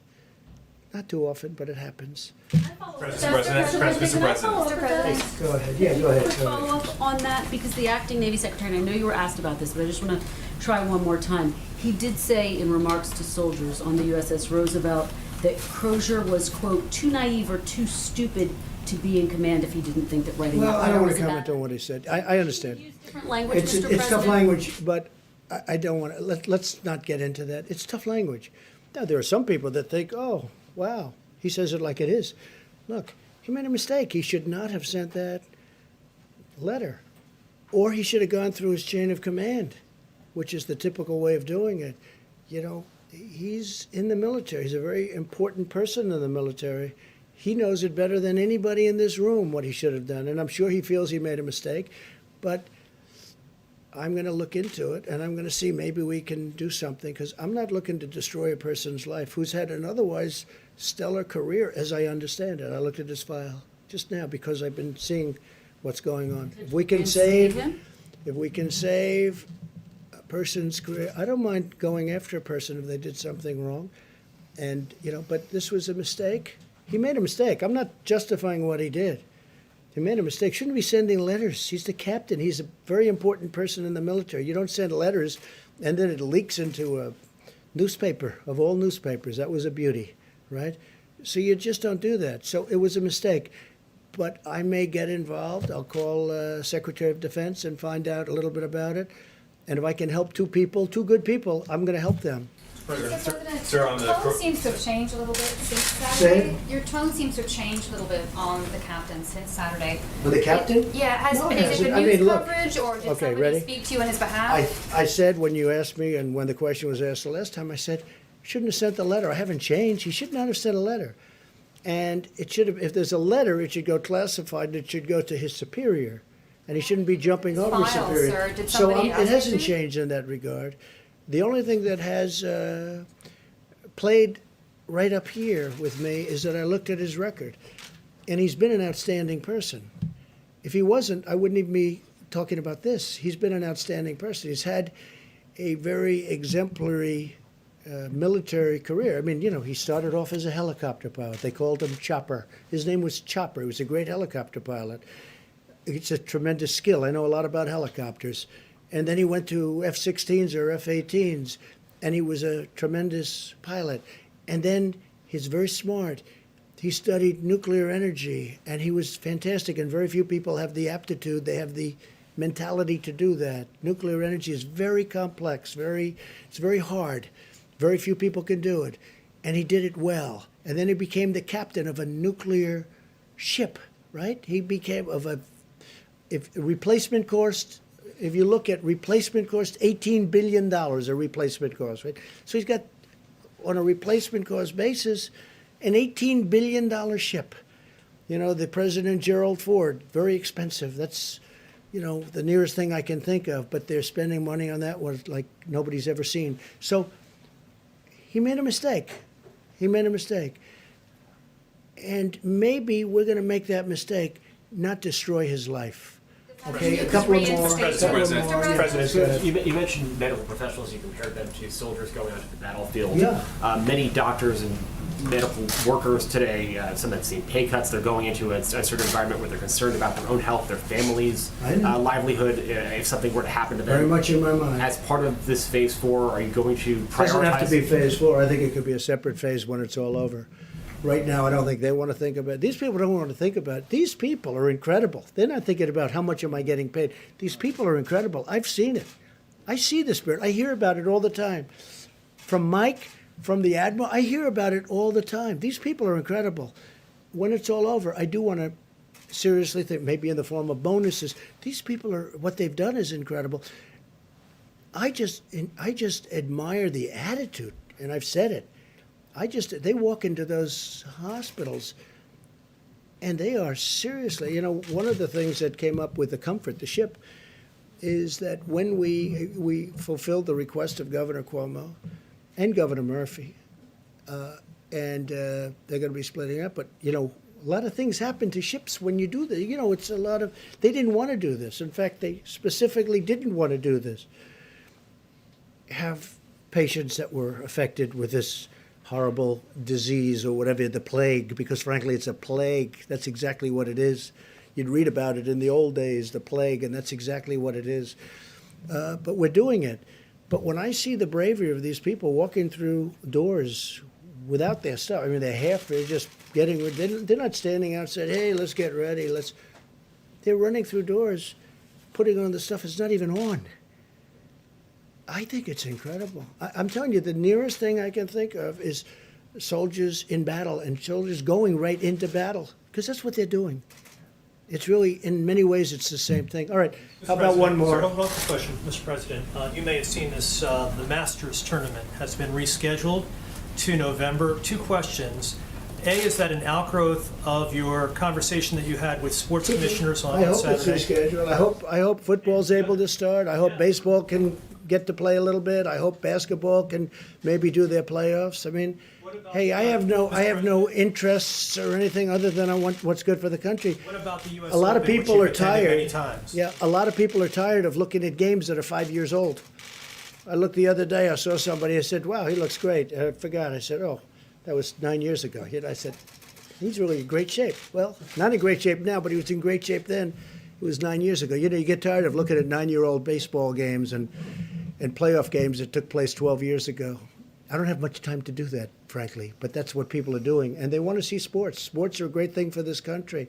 And I hope football can start. And I told them, I think you might be able to. They may very well be able to. I hope they can start. And I hope they can start with people in the stands. You know, we're not going to be separated. You have seats. Those seats are meant for people to sit next to each other.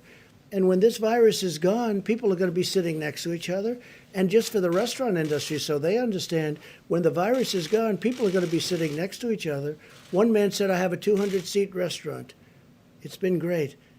But if I go by these rules, this 200 seats goes down to 60. I said, no. You have a 200-seat restaurant. That's what you have.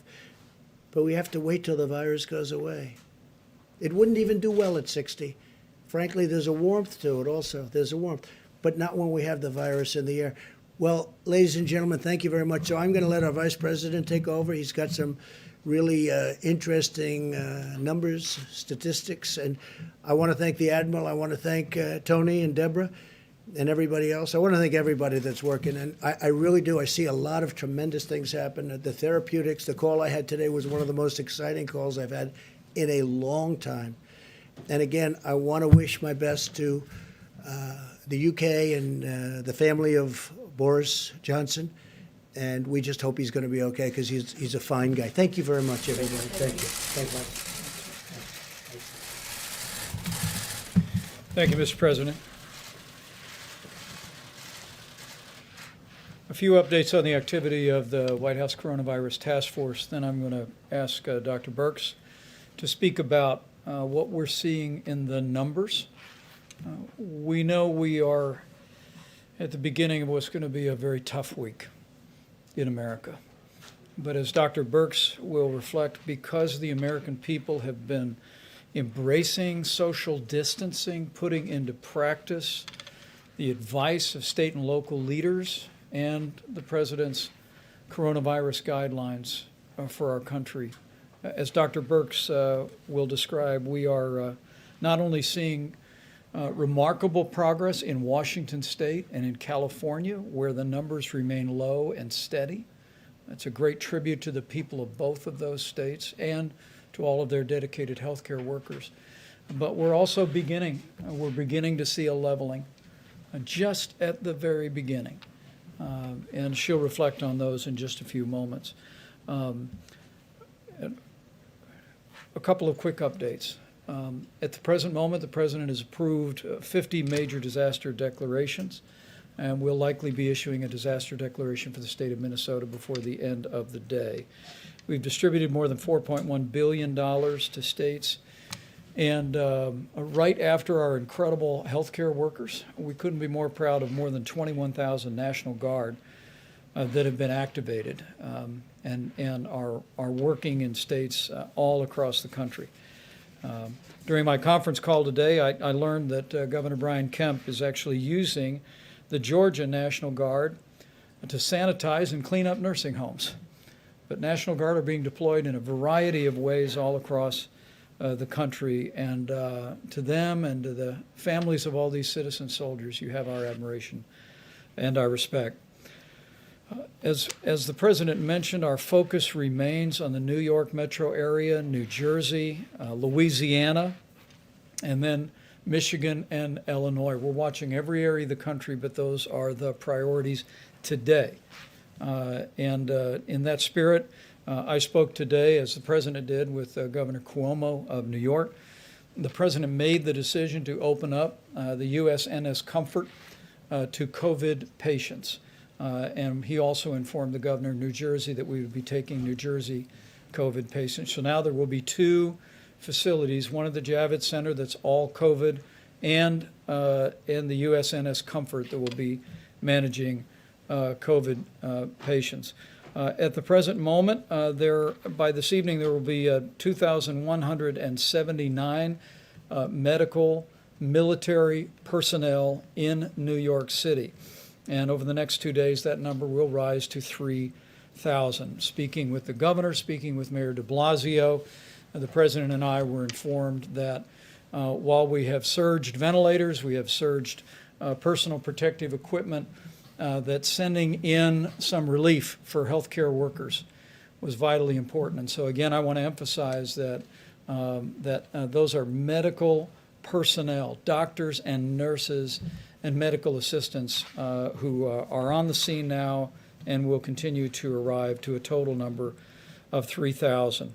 I spoke to Governor Phil Murphy of New Jersey. New Jersey is very much in the forefront of the coronavirus in America today. We want to commend the governor for his extraordinary leadership in the state.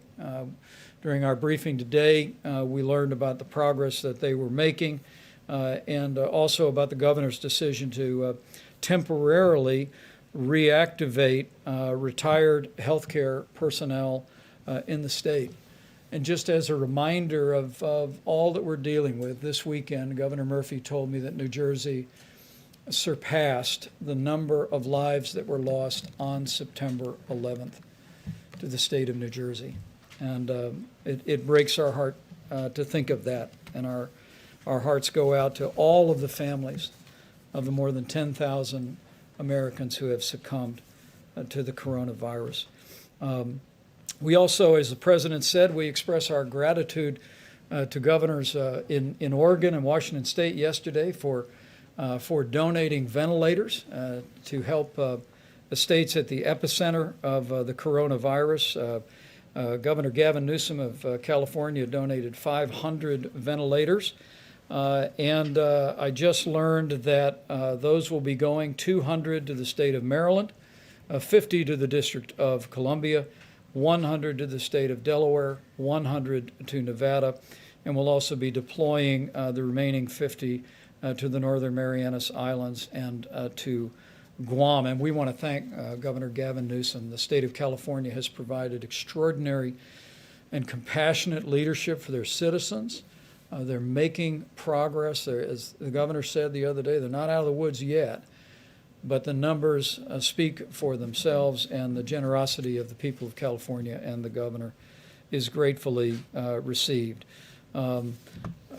Beyond that, before I recognize Dr. Birx, let me just say that at the beginning of this challenging time, we want to challenge every American to continue to do what every American can do.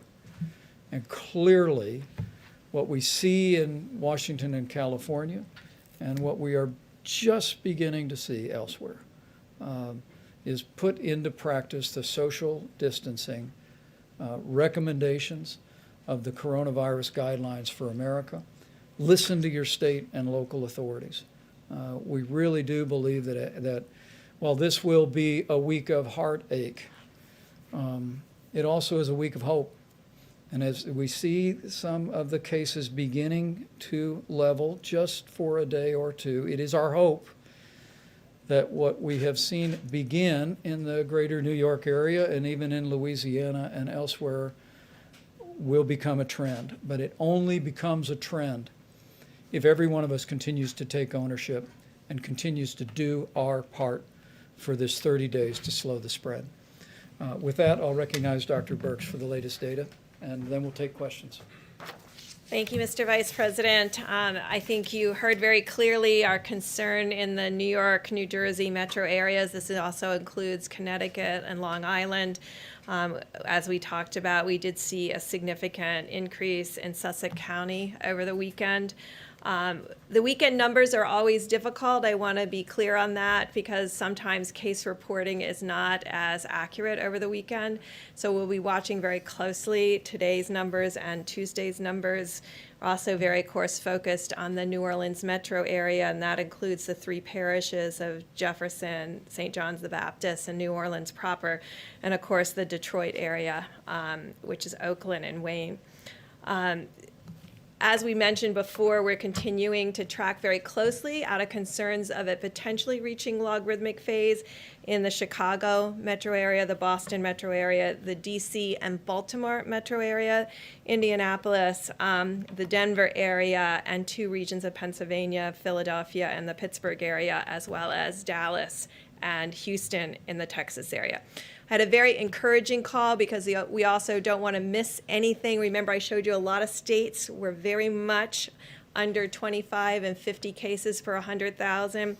There were a few standouts that we were concerned about, which was Vermont, New Hampshire, Idaho, and Montana. We had excellent calls today with their health commissioners, and they're they're on top of the situation. These were micro outbreaks that occurred due to ski events and weddings and nursing homes, and they were able to describe in critical detail the incidents and how they're tracking and tracing. So they are still doing full contact tracing through those areas, and I just want to applaud both a rural and metro problem, and I really want to applaud how many of the states that may have smaller populations are approaching this.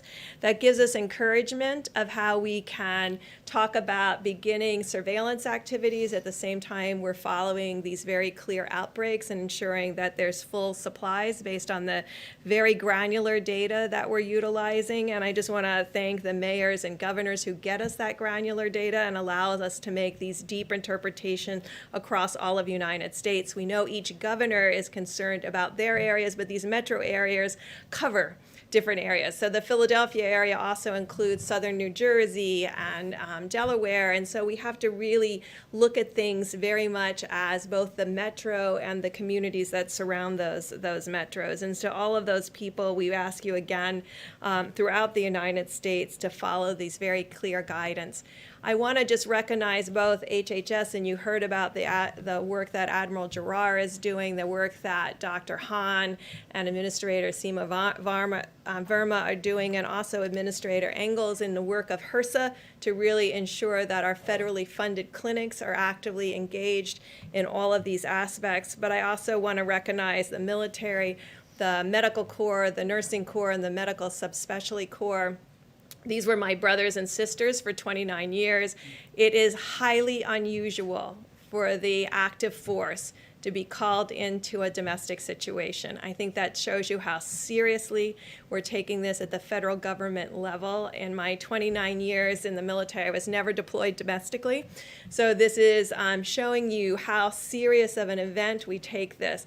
If the military is deploying domestically, it is another reason for every American to be following these guidelines. Finally, CDC quietly launched a new website. It's if you go to cdc.gov and you go to COVID-19, you can find their surveillance data. This surveillance data is bringing together our influenza-like illnesses with their syndromic management databases so that you can track the respiratory disease across the United States. The states are used to using this system. It's in emergency rooms, it's in hospitals, it's in doctors' offices, and it gives you insight, and you can see very clearly influenza A peak. You can see the influenza B peak, and now you can start to see the respiratory disease from this current outbreak.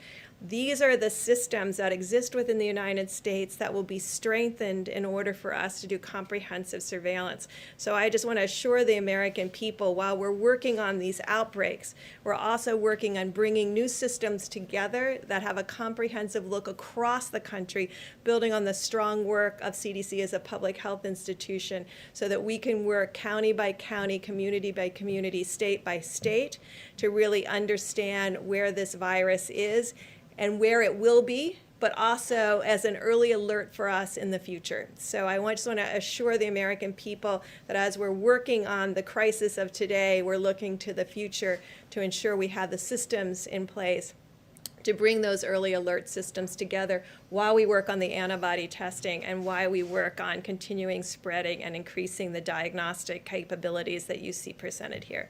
Thank you. Thank you, Deb. And Admiral Giroir spoke several times when the president was with us, so he'll be here for questions, as Deborah Birx will. But Dr. Fauci, your thoughts, and then we'll take some questions. No, actually. Okay, I just wanted to, okay, I will. It related to something I said yesterday about that somewhat paradox of everything going up at the same time that the feeding into this engine of this virus is starting to show some signs. So Governor Cuomo today reported an interesting data from New York, namely that the number of hospitalizations, the number of admissions to intensive care, and the number of requirements for intubations over the last 3 days have actually started to level off. So again, everybody who knows me knows I'm very conservative about making projections, but those are the kind of good signs that you look for. You never even begin to think about claiming victory prematurely, but that's the first thing you see when you start to see the turnaround. That doesn't mean we don't have a lot of work to do. That tells me, instead of saying, that's pretty good, it's we got there through mitigation. We cut off the stream of people who ultimately required hospitalization, required intubation, required all of the kinds of extreme methods. So we just got to realize that this is an indication, despite all the suffering and the death that has occurred, that what we have been doing has been working. So the call that I say every time I get to this podium is just keep it up, because this is going to get us out of it. This is our best and only great public health tool. And are we starting to see that across many states? We're seeing the level of hospitalizations and deaths is lower than what we anticipated. Well, you're going to see it most dramatically, John, in a place like New York, where you see it goes up and peak, and then it will hopefully, and I think it will, come down. When you have places like Seattle, which and Washington State, who did a really good job from the beginning, it never really did that, so they were able to keep it down. And on the charts that Dr. Birx showed, when you saw California and Washington State, they were fortunate, they did a good job, that it never really got out of hand. So again, this is a big country, and you have a number of different metropolitan areas. I think if we do it right, you're going to see those who have not peaked will not peak, and those who have peaked, the New Orleans, the New York, New Jersey, Chicago, Detroit, and others, you're going to see the same thing if we keep our foot on the accelerator. Further questions for the team? Yes, sir. I'm just following up Dr. Fauci's comment earlier about what it's like going to be coming back to normal, and until there's a vaccine, that there'll be gradual steps towards restoring normalcy. Under that, short of a vaccine, does putting 80,000 people, fans, spectators in a sports stadium, or 25,000 politicos in an arena for a political convention this summer make a lot of sense, or does those sorts of things require a vaccine to fully protect the American populace? No, I don't think that you're going to have to say that the country cannot get back to a real degree of normalcy until you absolutely have a safe and effective vaccine. It will be really evaluating the kinds of things, and that's the reason why it was discussed up here, why it's so important to have an antibody test so you know what the penetrance is in society. And then we have a situation where we don't ever want to get to have to mitigate. We want it to be able to contain. And by the time we have to face what's going to happen with this going back to normality, we will have in place the capability of identifying, isolating, contact tracing, so that it never gets out of hand. Ultimately, the showstopper will be obviously a vaccine where you can vaccinate people and you won't have it.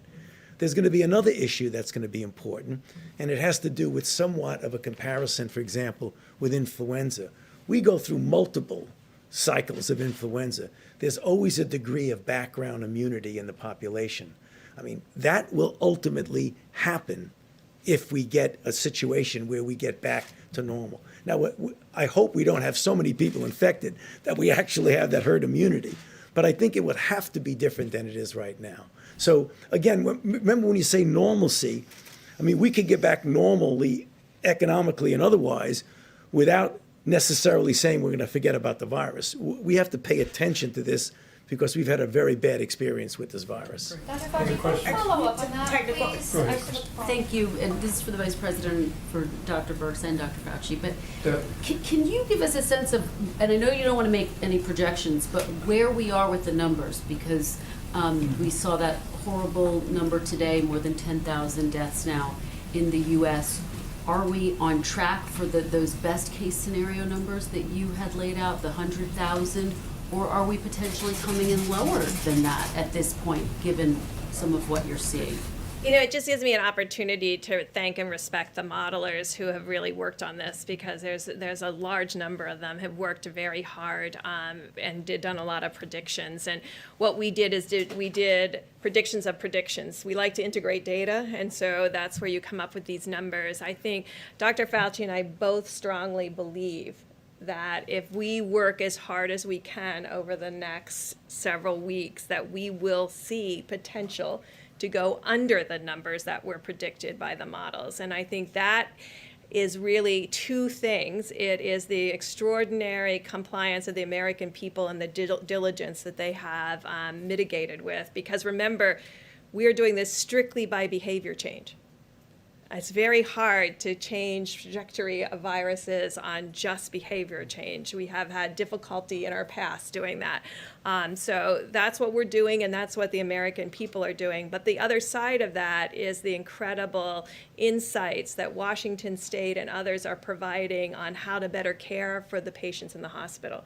And so those two pieces are coming together that could have a dramatic impact on the predictions of the mortality from this disease. So I'm glad you asked that question, because I've said it a couple of times here. I want to say it again. Repetition is good. Is that models are good. They help us to make projections. But as you get data in, you modify your model. And I've always said, data always trumps models, always. So what I feel, and I believe that Dr. Birx also feels, that I don't think anyone has ever mitigated the way I'm seeing people mitigate right now. This has never happened in this country before. So I am optimistic, always cautiously optimistic, that if we do what I've been talking about over the past few minutes, we can make that number go down. I don't accept every day that we're going to have 100 to 200,000 deaths. I think we can really bring that down, no matter what a model says, because when the data comes in, they'll start to say, you know, maybe you are essentially overshooting the model. And I think that's where we can go. That's the reason why I like to always get up and tell the American people, it's the virus doing what the virus wants to do, and it's we as a society doing what we can do.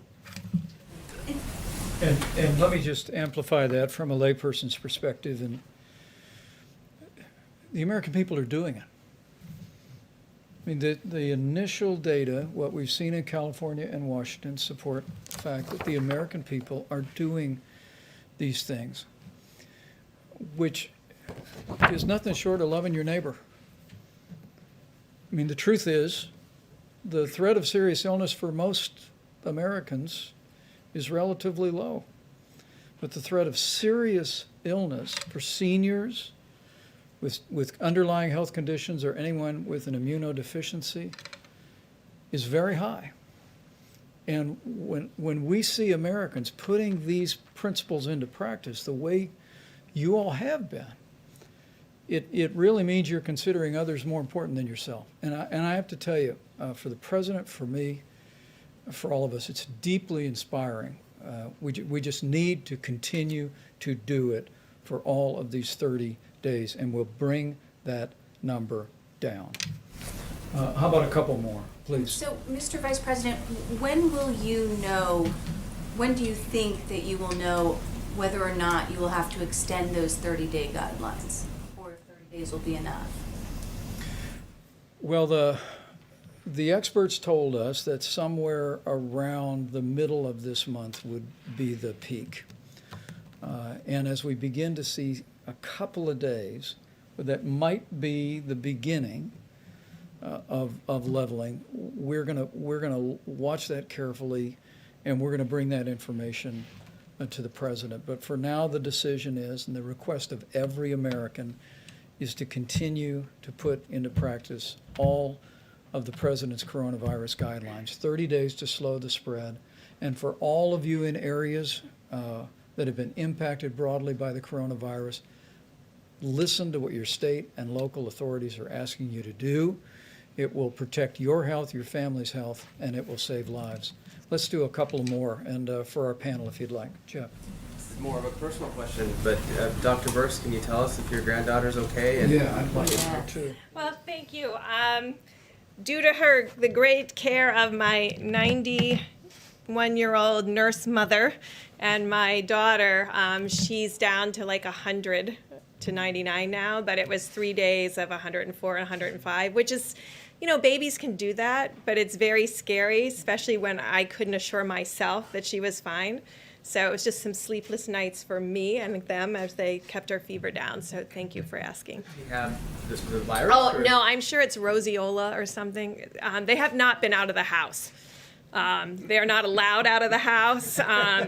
They've got 2 granddaughters under 1, 2.5 almost, and one only 10 months, and my 91-year-old and 96-year-old. So no one is allowed in that house or out of that house because there's too much precious cargo inside the house.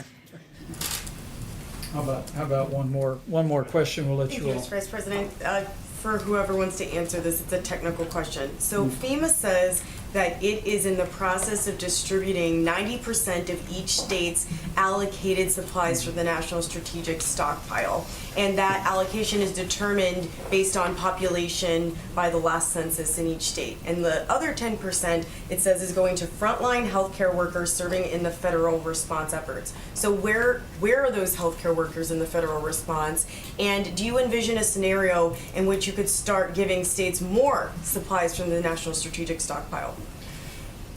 It's a really good question. And let me say the Strategic National Stockpile, and I'm going to have Admiral Giroir speak about his piece of that, has been largely deployed. We are continuing to replenish it in part with a small portion of what's coming in from around the world. You've heard about our air bridge, now more than 50 flights that have been scheduled that are bringing millions of supplies into the United States. What we're doing is taking less than 10% of that, put it into the Strategic National Stockpile, so we have that to basically provide for states on an as-needed basis.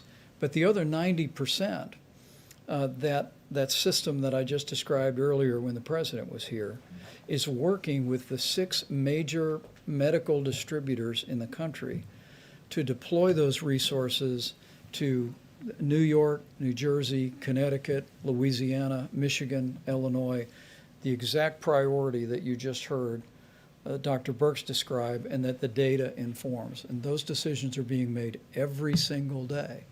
And so while if a hurricane hits Florida or tornadoes or flooding tear through the state of Indiana, we're very accustomed to FEMA coming in, drawing from the national stockpile, providing specific resources.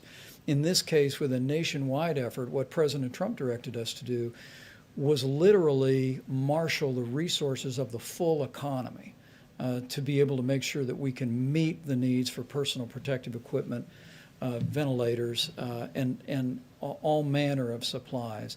And we're doing that in a small way through the Strategic National Stockpile, but in the largest way through that control tower system that Admiral John Polovchik is running for us, that is deploying those resources and making sure they're going straight to where they need to go. And as I said earlier, those decisions are being informed by the data, and they're literally being made by our team at FEMA on a daily and sometimes hourly basis. And we'll continue to keep you informed, as we did today, about where some of those are going. But let me let Admiral Giroir finish that answer. I don't really have much more to add to that. The Vice President is certainly well informed about that. And I want to assure you that all the sourcing around the world, if it's there, we're putting it in our supply chains. We're buying more. Manufacturers are stepping up to the plate. And this is going not just by percent allocation, but it's going to the exact places that need it in the quantities that they need to take care of patients. And we want to make sure, this is a two-way street. We get the data in from individual hospitals to know exactly what their burn rate is, exactly what they need. And we want to make sure that they feel comfortable that they're going to have supplies, because they will. Because part of this is about potential shortages some places. Most of it's about a fear of a shortage. If I'm a physician in an ICU and I'm not sure that it's going to be there, that's going to scare me. It's going to scare my nurses. So we want everyone to have that assurance that we will provide you what you need over weeks, periods of time, exactly to your need. And Admiral Polubchak and his team, and again, it's all military in there. I mean, he is the logistics guy for the Joint Chiefs of Staff, right? This is what he does. He is a wizard. There are more stars around me in the DoD part of the military than I've generally seen outside of the Pentagon. This is really being run as a military operation. I'm in the U.S. Public Health Service, so we're part of HHS. The Surgeon General and I have the honor of running that service. We are shoulder to shoulder in the field, in the military hospitals with everyone else. There are only 6,100 of us. 3,000 are doing direct patient care on a daily basis. We take care of the Indian Health Service, the Bureau of Prisons, those in detention at the border, et cetera. That's what we do. The other 3,000, over 2,000 of those are in the field already, taking care of patients directly, and we have more going out the door every day. And if I could just follow up on that very quickly then, is it even worth then governors writing into FEMA if they've already received their 90% allocation and you're getting data directly from the hospitals to ask for more at this point? This has been a very cooperative interaction. I bet I talk to 5 governors a day, and we talk out the issues and understand what they perceive in their state. They often help point us to particular areas that they feel need more attention or that needs more communication. So it's been very productive. I have to look up what governor goes to what state, because that's not my world, but it's been a very productive interaction. So I think all of this is necessary. I'm on almost every governor's call with the vice president. They're very meaningful, they're impactful, they're informative, they're communicative. We talk to each other, but then we do get down to the individual hospital level, because when the rubber meets the road, you got to know what the docs, nurses, respiratory therapists, the people who clean the rooms are an important part of the team. I want them to come to every work saying, it's not that I clean a room, I'm saving lives today. And they are saving lives by keeping the viruses off the surfaces and reducing transmission. So you've really got to get that granular, and we're to a point with Admiral P's. You have 2 admirals with the worst pronounced names in the world, so Admiral P, Admiral G, but Admiral P's team really has this covered down to the individual hospital level. Thank you, sir. Let me say, just by way of closing, because I thought that last question was helpful. We're interacting with governors every day, 7 days a week, and we welcome that. And while there are some resources in the Strategic National Reserve, we spoke about ventilators. We have some 9,000 ventilators on standby. We also have this vast array through the commercial system that when we hear from governors, we're identifying the needs. They're working every day to identify their hospital capacity. We went over governors today saying we need to know what your capacity is, what your normal capacity is, what your surge capacity is. We need to understand what your equipment complement is across the state. And governors have been doing this. They've been assembling that information. But I want to tell you, the governors across this country in both political parties have been doing a remarkable job. And the president's grateful, and I'm grateful. And I just want to know that those healthcare workers that they're serving and the families that those healthcare workers are serving can be confident that we are going to do whatever it takes to get them what they need when they need it. And every governor is working in that regard. Every hospital administrator is working in that regard. And the opportunity that we have, because the American people are stepping up so strongly and putting others ahead of themselves. In most cases, they're acting in a way that puts the health of others first. We're more confident today than ever before that we're going to be able to provide our healthcare providers and the states that are impacted with the coronavirus with the resources and the support they need to meet this moment, and we're just going to continue to work our hearts out and make that a reality. You know, but I have to end with just a reference to the healthcare workers. You've heard these doctors talk about them. They're all healthcare people. You've heard the president talk about them. You all have seen them. And to think what these healthcare workers, doctors and nurses and medical assistants are doing every day, it inspires us to get up early, to stay up late, to keep working, to make sure they have what they need to be able to continue to do their job courageously. And I know I speak on behalf of every American when I say how grateful we are for each and every one of you. And in this very special Holy Week, I know millions of Americans are praying for our healthcare workers. I saw a picture that I sent out last night on Twitter. It was an article about a series of cities where doctors and nurses had paused to pray for the patients and the families that they were ministering to. And I just want to say to all those healthcare workers, I know there is a chorus of prayer going up every day for all of you. And with your continued courageous service and with God's help, we'll get through this. And we'll get through it together. Thank you all.